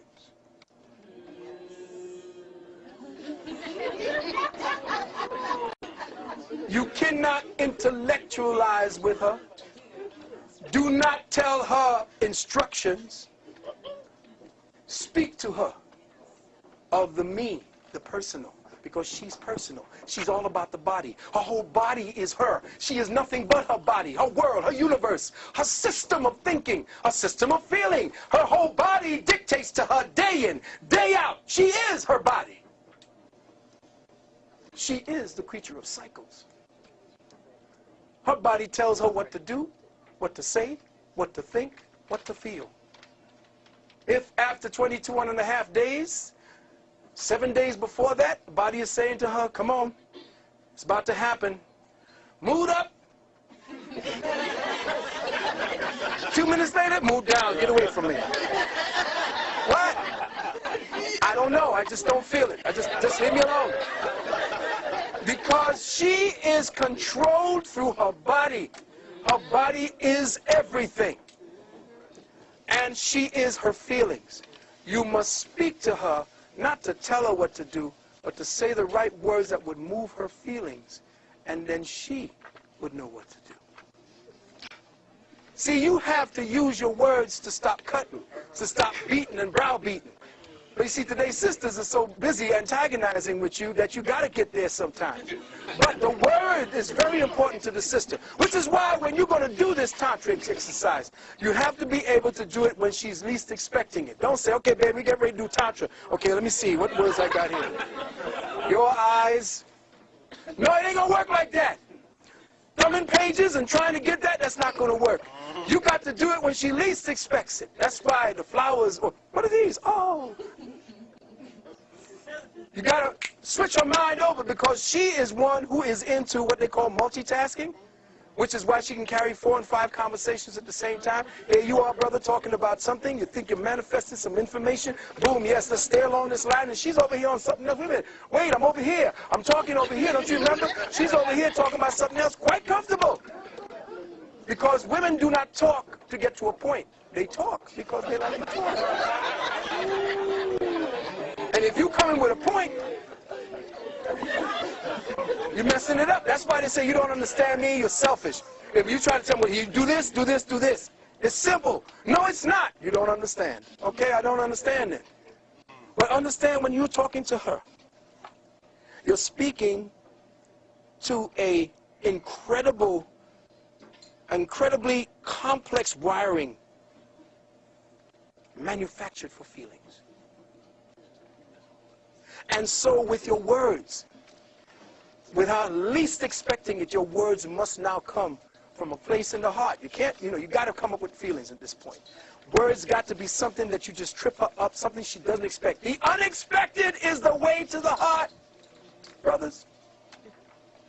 It trips her attention. It brings her back to, oh my God, where am I? I can't find, I'm not stable. That's the way she wants to feel, completely out of control. Now, with your words, brother, you tell her to go into a place of agitation, meditation. No, you're going into meditation versus agitation, me and I. And you speak to her and you talk to her of words. Now you tell her, these are the programs I want you to place in your mind while we are making love. Here's what you will hold. You will hold a vision and a picture of a place, a time, a circumstance, a word, something. And in that word, will you now invest all of the materials like you would invest in a child that is coming into being. And in that thought, which is now a child of the mind, remember, a thought is a child of the mind. You now enter her, but she must be in control. Because for her to keep it, she must be in control. Therefore, she must be on top. So you sit down and let her sit over you. As you sit over her, or she sits over you, the Kundalini energy right above the anus, right there. You start playing with that area. Let her find the spot, what they call a G-spot. Could you imagine white people naming certain parts of the female body after themselves? The G-spot. She will find a place along the yoni, right back behind the clitoris, that little rough pad back there. When she finds that, sisters, you keep the programming that was agreed upon as you begin to feel the sexual energy build inside of your body. What you are doing with that sexual energy is that you are giving life to the thought. The more you keep the energy, this is practice, the more you, see, so it's going to be fun. So you keep the energy, sister, keep the fold, keep the focus. As it's building, you're going to start feeling it. And you can tell when they get it. Brothers, you are the scientist. You are the one that's controlling the energy in her body. You're watching the energy flow. As she takes off, you begin to see where the energy is because you'll watch it. If you're watching her body from here, you will see the body the aura begins to change from here to the heart chakra. And then all of a sudden, you look at the nipples, they begin to grow. You know the energy is in the breasts. And then all of a sudden, it starts going into the arms. When it reaches the head, what happens, brothers?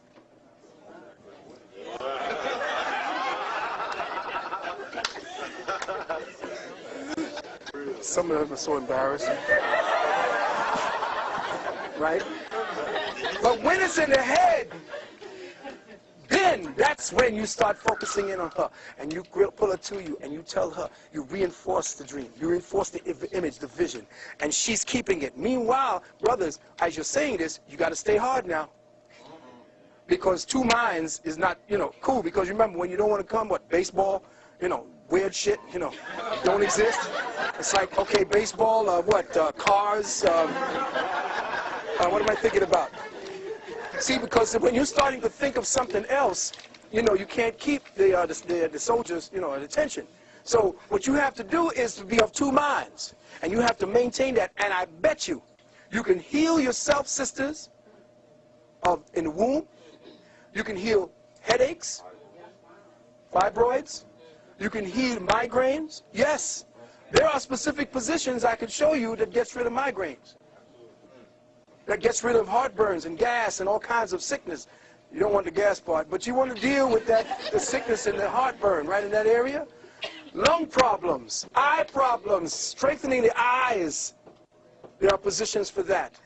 But to envision, to get the vision in the mind of the female so that she becomes the soil to your vision as you begin to make love, then you are scientifically using that act as a way to change history, change your dynamic, change your whole body's energy. And you're not exhausting yourself, brother. Don't lose your seed. That's another way to stay strong. Hold it. In fact, as she is excited, she is flowing. Remember, she's a mount through the charitza, through that tantra, the hole at the top of the stalk, the jade stalk. You can breathe. There's certain disruptive breathing that will turn the outflowing energy into an in-pulling energy. And you could start sucking up her energy and her essences. And when you pull out, she's laid out. And every one of your muscles are pumping up. And you feel better than if you're exhausted. You come out of it, not like, goddamn. You come out of it feeling refreshed. Your head is clear. All of your seeds are going back up. What? The River Jordan. See, you didn't know where the River Jordan was. It's right here in your spine. To the Sea of Galilee. Where John, or Ion, or the Ionic field, baptized Jesus, the Redeemer. See, you don't know that everything in the Bible is actually a takeoff of what you do every day when you draw breath. Every day when you draw breath. So what am I saying, brothers and sisters? I can go on forever. Yes, we got to do something. We're going to shut it down. We got to close it down. What I'm saying, we got 15 minutes. Yeah, we got 15 minutes, and then we're going to rearrange the room. Right. And provide a new energy persistent cue. Okay, I'm sorry. That's right, I'm sorry. Okay, 15 minutes. We're closing it out now. We'll be doing consultations. I have 100 of my tape lists here. You could pass them around. I didn't bring any tapes. I have over 120 of them, so I couldn't carry them around. What I do have is a tape list of about 46 of the titles. And these 46 titles, you can look around and see which ones that you want out of them, and just give me a call. They go from anywhere between 3 and 11 hours of talking, so yeah, right. Okay, so what I'm going to do is, I didn't want to come off of the situation.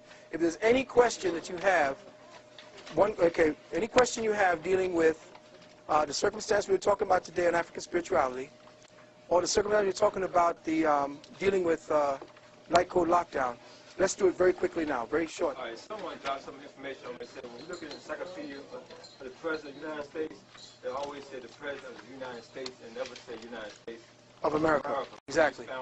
Well, the President of the United States is a CEO. He's just working for the international bankers. He's the meat puppet. They have their hands up George Bush's ass and somebody's moving it. He's like a Muppet.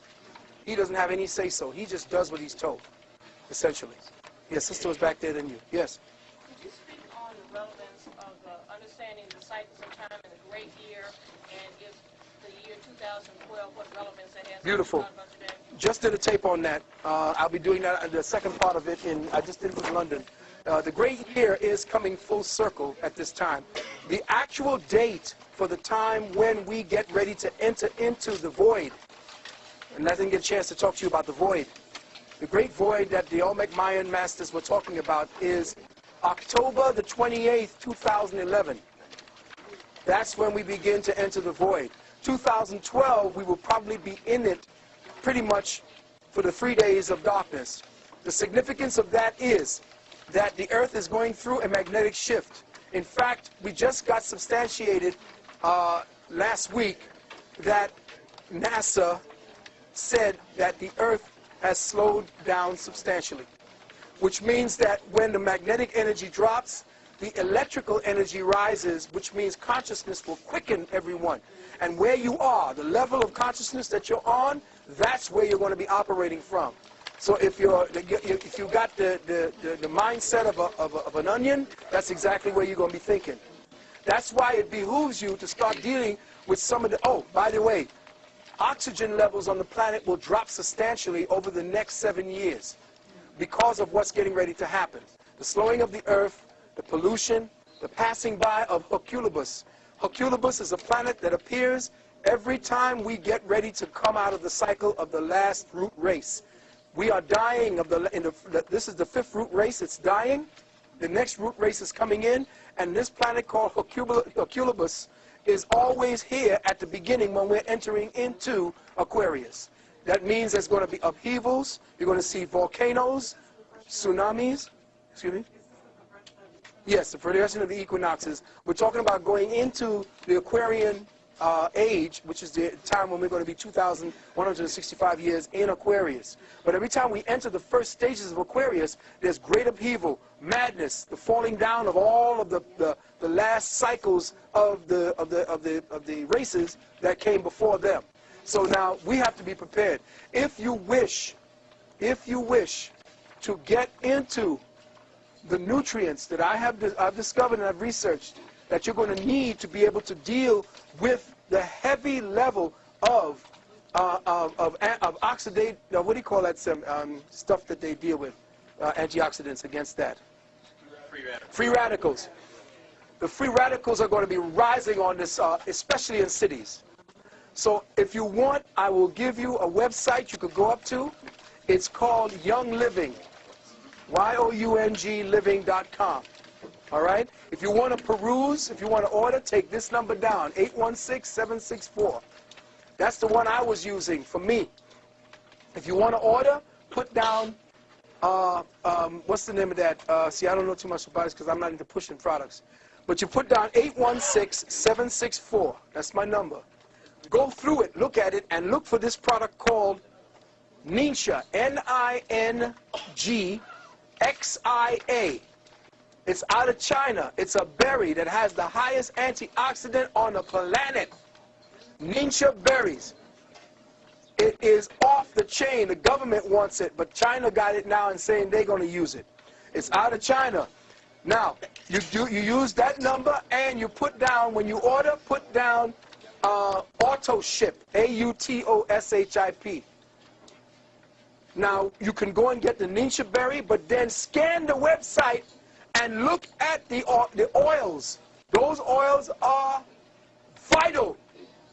They are highly oxygenated, clove oils, all of these. And it's pure. It's not the oils that you get that they say 100% essential oil. The essential oil you're buying today is crap. It's garbage. They tell you do not consume. This oil you can put in your mouth. You can take it directly in and highly oxygenate certain areas of your body.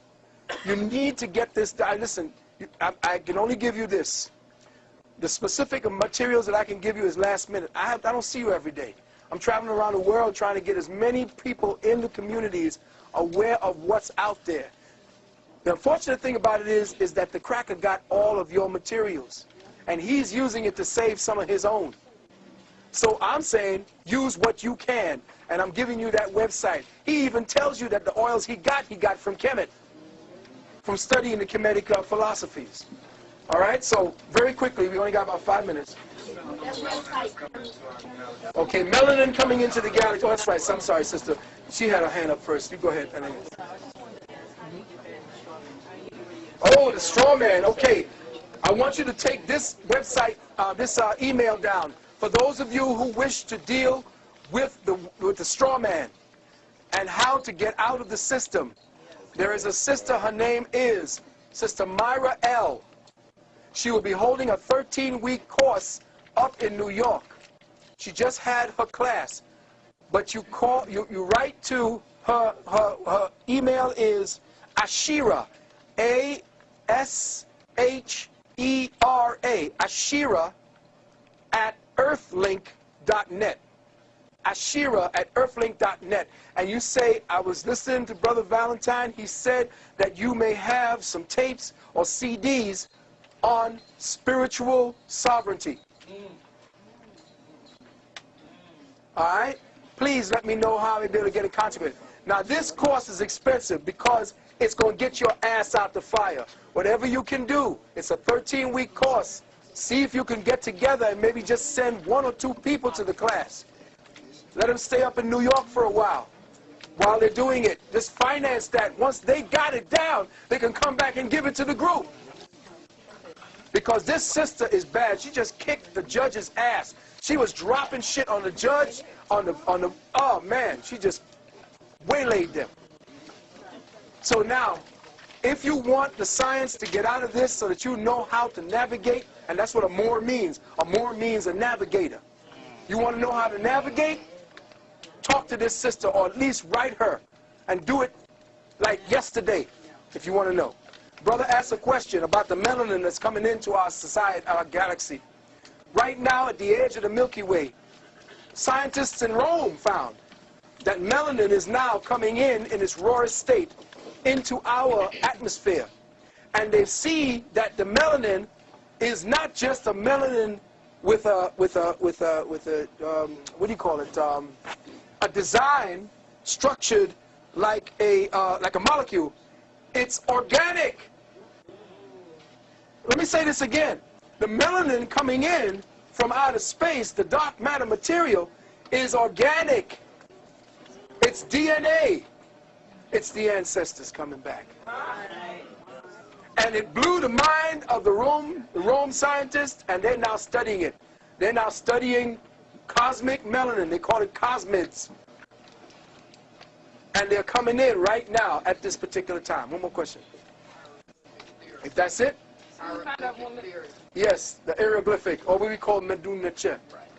Yes. Can we find out more information about the melanin coming in? Uh-huh. Where can we find out? Go up and look for, it's a European site we found it at, and it's called Cosmids, Plasmids, and Fullerenes, Fullerenes. Cosmids, comma, Plasmids, Plasmids, and Fullerenes, Fullerenes.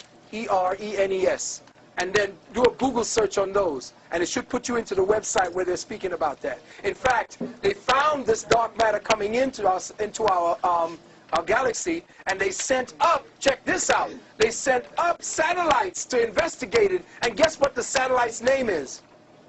The Rosetta.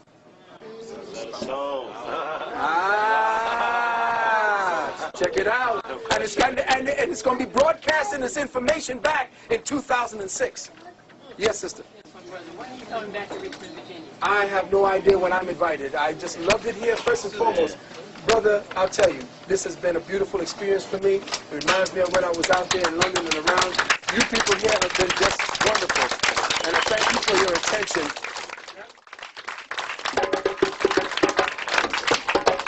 Of Olympus.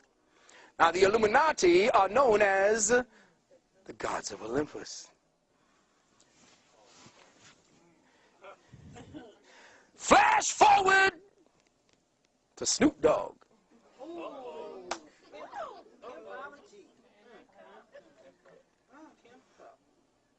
And what do you see them carrying around? The chalice and the pimp cup. Faggots all. For the man. If they ain't taking it in the booty, they taking it in the ear.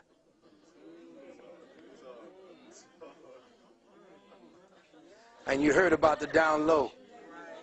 So the age of Aquarius is the age of faggotry. This is why the brothers in Jamaica, Buju Banton and the rest of them were attacked for coming out on the Batiman. Because the big body hole will be your God. And don't believe anybody who's just saying, I'm bi-curious. Brother, you're not bi-curious, you're a faggot.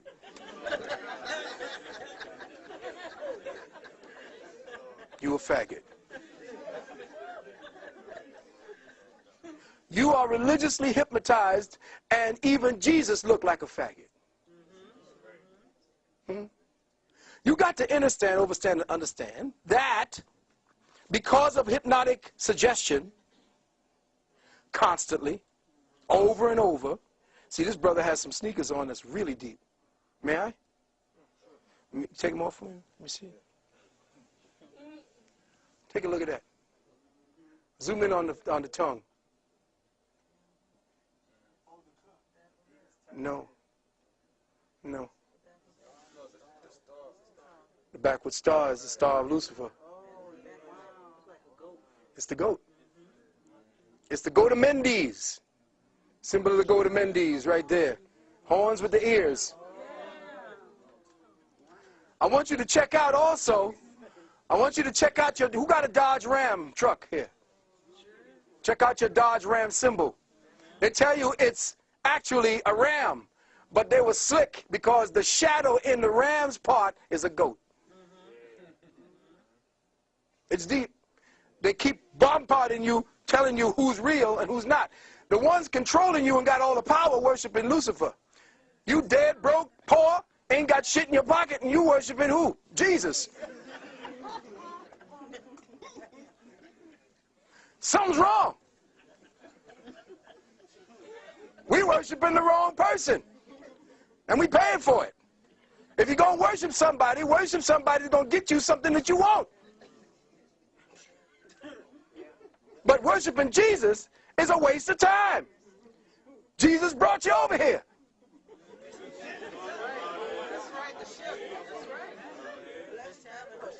Blessed by the bishops.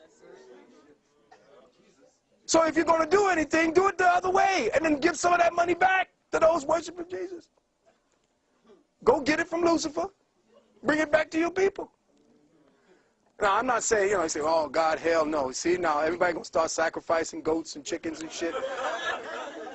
I'm not talking about that. I'm talking about the fact that what we have here, if I may, what we have is a problem dealing with deprogramming.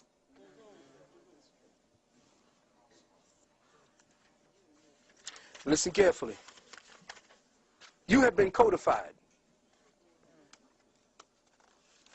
Do you know that the government right now is attempting to barcode every animal on the planet? They already have half of them done. Our organic minds have been slowly acclimated to live and breathe only in virtual environments.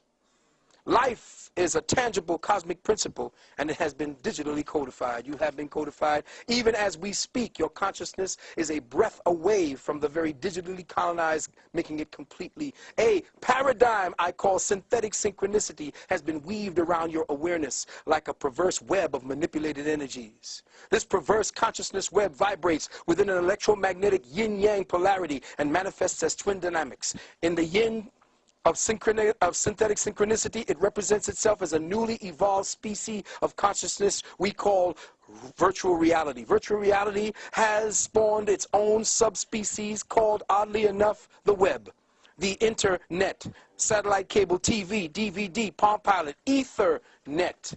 The Yang principle of synthetic synchronicity represents itself as a very new species called virtual entities or virtual beings. Virtual beings, in turn, have spawned subspecies called clones, genetic engineering, artificial intelligence, robots. With the appearance of these two dynamics, the lines between the real and the surreal have become extinct. They are disappearing regularly and rapidly. At present, our minds are being systematically disabled, unable to tell the difference between technology and what has become deity. Technology has become your experiencer. Technology now feels and processes the world for you. It experiences for you. It sees for you. It tastes for you. It calculates for you. It listens for you. It senses for you. Advises you. Comforts you. Teaches you. It even masturbates you. It thinks for you. Our entire planet is being converted into one homologous virtual program. The more of the virtual program that you accept as real, the more your organic senses are dumbed down, the more desensitized they become, the more dependent on the drug of the virtual they become.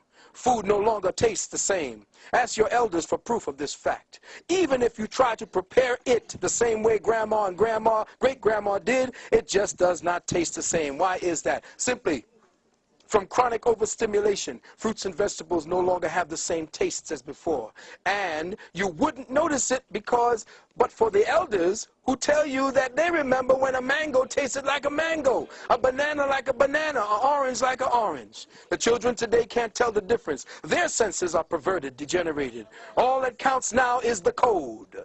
But without access to the spirit or the archetypal signatures within the so-called code, the human senses do not register the essence of the things that touch them. The human body itself has been digitalized, disassembled, and genetically deprogrammed down into numerical gigabytes. We have been diminished in wonder. This marvel that we are, this mystery, this molecular temple to the highest manifestation of cosmic intelligence has been trivialized into a cellular schematic of dots, dashes, and nanoglyphs. We have become the symbol of what was once real. The body has become an icon of its own self. The human mind and its senses in the brain are slowly losing its ability to experience, process, or recognize the organic world. We no longer process experience or recognize the real. We no longer savor the scent of real air, recognize the taste of real water, relinquish or relish in the taste and the texture of real earth, experience real clouds, experience the resonance of real words, harmonize with the melody of real voices, interface with real touch, real feelings. Does everybody remember the movie The Matrix? Do you remember when Morpheus took Neo into the construct and Morpheus responded to Neo's question, "This isn't real"? Morpheus quickly replied, "What is real? How do you define real? If you're talking about what you can feel, what you can smell, what you can taste and see, then real is simply electrical signals interpreted by your brain." Now, keep these words in mind, beloved, because it is through the electrical components of your brain that your consciousness is being accessed. Neo asked prior to this last question, "Right now we're inside a computer program?" Morpheus said, "Is that really so hard to believe? Your clothes are different. The plugs in your arms and heads are gone. Your hair has changed. Your appearance is what we call a residual self-image." Is this the mental projection? It is the mental projection of your digital self. The world that we think we see and mentally process is actually a residual projection of intercepted light. We, all of us, live and exist in a virtual continuum I call synthetic synchronicity. Synthetic synchronicity is a virtual projection of reality that has been interfaced with the organic light code impulses, that is, the cosmic codes of ascension that hold the archetypal hologram image of the evolving human in its course to enlightenment. Now here's what's happening now, beloved brothers and sisters. All that we see today, all that we are hearing today, all that we think we process is real, all you think is a sound of 50 Cent and the game and all of that, it ain't real. It ain't real. It's a virtual reality program, and you are plugging into it by your acceptance and participation in it.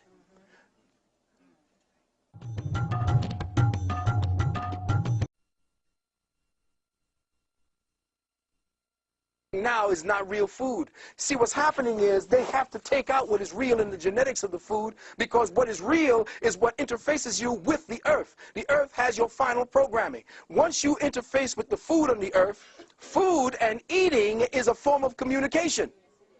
So when you eat, you communicate with nature. Once you change the codes that are supposed to go in and teach your genetics what to get ready for with the incoming light codes of transmissions with consciousness and ascension, they have now polluted your insides, destroyed the genetics, therefore the wiring can no longer pick up the light codes. Now, brothers in the nationalist community, when I was talking to them about dealing with metaphysical thinking, they were thinking I was talking hocus pocus. No, get that ooga booga bullshit out of here. pick up the gun and go. I said, that formula don't work no more. They got that shit checkmated. You got to come at them the way they're coming at you. These fools took science and went into your graves. Why do you think they spend so much money and time in your graveyards? Because they are studying the sciences that made you great. They, in their limited ability to process light, can only see half of it and only use it as a weapon. They can't use it to rise any further because the cracker can't go any further. He has to go further through your womb. That's right. That's right. He cannot evolve out of this particular type he is right now. He needs the black womb to get the fuck out of here. That's right. That's right. He's shut down in his own crackerness. His lack of melanin completely shuts his ability to move to the next species threshold of existence. The next species threshold of existence is locked within the melanin code. Yes. So he has to pervert it. He has to destroy it. He has to attack it. And he has to use it. Why do you think Rwanda scooped up all the hundreds of thousands of bodies? Where'd they go? Wasn't no mass graves. They went down here to Langley. Some went up into the northern parts of Europe and were melted down. And I have asked, where are all the bodies through all the centuries? What happens? They are using it as a food source. Food source. See, you know, you can't look at these things and say, well, goddamn, let's just throw some. You just taking it all the way out now, Brother Valentine. There's something wrong with you now when you're talking about them eating black people. Yes. You got to remember that he cannot see beyond his abilities. His first eye, what you call the third eye, is shut down. Because it's shut down, he can't see the possibilities or the probabilities. He has to work with what he has here now. And he's following you. Every time you make music, he dissects it. He's checking it out. Every time you dance, he's writing the shit on the floor. What the fuck is that? When the brothers and the sisters began locking and popping, you didn't know. A lot of the brothers and sisters didn't know that the ancestors were saying it's time to get back and study the Medu Neter. So every time you all would lock and pop, I'd be... Got it. All right. Whoa, that's been... Oh, I didn't see that one. Because the ancestors were communicating through the young boys. And they were hitting these deformed poses that were the hieroglyphs coming through. Those were the spectroglyphs going through the untainted mind. And we were not, the spoken word came later. But I'm talking about the dance. The dance is the most organic form of spiritual expression there is. The word is calculated. The dance is not. So when you're looking at the dance, you are seeing which spirit is coming through, what it is. And when they started popping and locking, I said, the ancestors are back. Get ready. They're here. Start getting your notepads out. Start getting your translations. Start opening up your mind. Drop your religion. And reach for the sky. What happened again? When you begin to understand who you are, you lose all necessities, or what they tell you are necessities. You see, I told a young brother just the other day, yesterday, and a young sister, I said, no real food creates a craving. Let me say that again. No real food creates a craving. You don't Jones for apples. But you Jones for a chicken wing and some ribs. Soon as you smell it. That's your addiction. And the problem with you getting out of here is because you were in somatic lockdown. I did a tape. I talked 11 hours, so you know how long I could go. I ain't going to stay that long. I had people sleeping on the floor, still talking to them. You are in somatic lockdown. Somatic lockdown means your somatic, your body lockdown. Your physical body today, based upon Willie Lynchism, is your cellular structure is constituted of addicted cells. Your cells have been conditioned by addiction. That's how they control you. Once you create an appetite within the physical body, I control you. I got you for an appetite for comfort. Got to go home, got to have a bed, got to have your lights, got to have your TV, got to have your fridge, got to have a certain amount of clothing, got to have your makeup, got to have all of these things, and they make you want it. Once they got you wanting that, needing it, craving it, they got you. That's why I say when I was talking, Brother Dell and me were talking last night till about 2 in the morning, right, brother? We were talking about a day of absence, and then a week of absence, then a month of absence. Once you pull the plug on this cracker, he will come begging you, what do you want, nigga? Anything you can have. Just put the plug back in. Just look at me on TV some more. Watch me, listen to me, see what I do. Because once you keep doing that, you're addicted. They know you're addicted, they feed your addiction. If you don't see that the somatic body is your lockdown, this is the way they keep you in lockdown. The somatic body got you in light code spectral lockdown. In other words, white light has 7 bars, check? Those 7 bars are your consciousness lockdown. Those colors are your lockdown.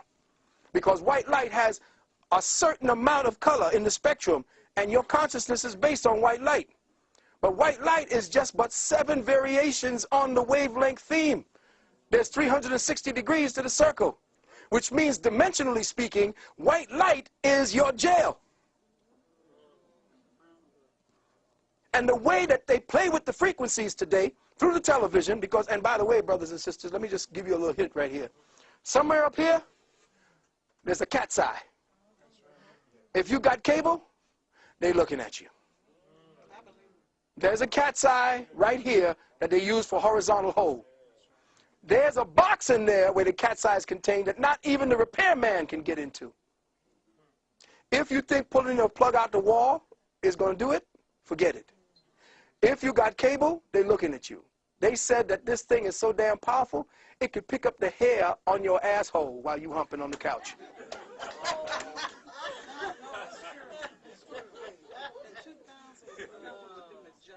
And all of these niggas is out there running, getting all this digital, liquid screen, big-ass TVs with Big Brother looking right in their living room. Right into their living room. And all these new cars? Oh, yeah. They got y'all. They're tracking y'all good. And get ready for your what do you call it card? Your national ID card is coming. And I'm going to drop this for y'all. This is a little gift I'm going to drop for y'all. Get ready for the October surprise. October surprise is that they're getting ready to sign legislation where eminent domain is that they're going to take everything you have. Why? Because the international bankers today have now called in the debt. The United States can't pay it.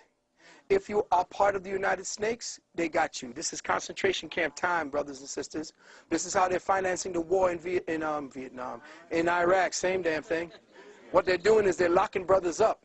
And every crime has a price. The highest one is murder, manslaughter 1 and 2. These have a price to them. As soon as the judge finds you guilty, he runs in the back, calls down to Wall Street, and writes a bond on your damn case number. That case number now goes out and is picked up and sold over as an exchange. Investor picks it up. It's $4 million, say, for a murder. $4 million, the investor picks it up. They sell it to them for $40 million. The investor pays $16 million. They take that money and they put it into the Securities Exchange Commission, and that now becomes a bond worth $400 million. And that's how they are financing the war with the brothers in jail. Using your Social Security card. Let me just give you this.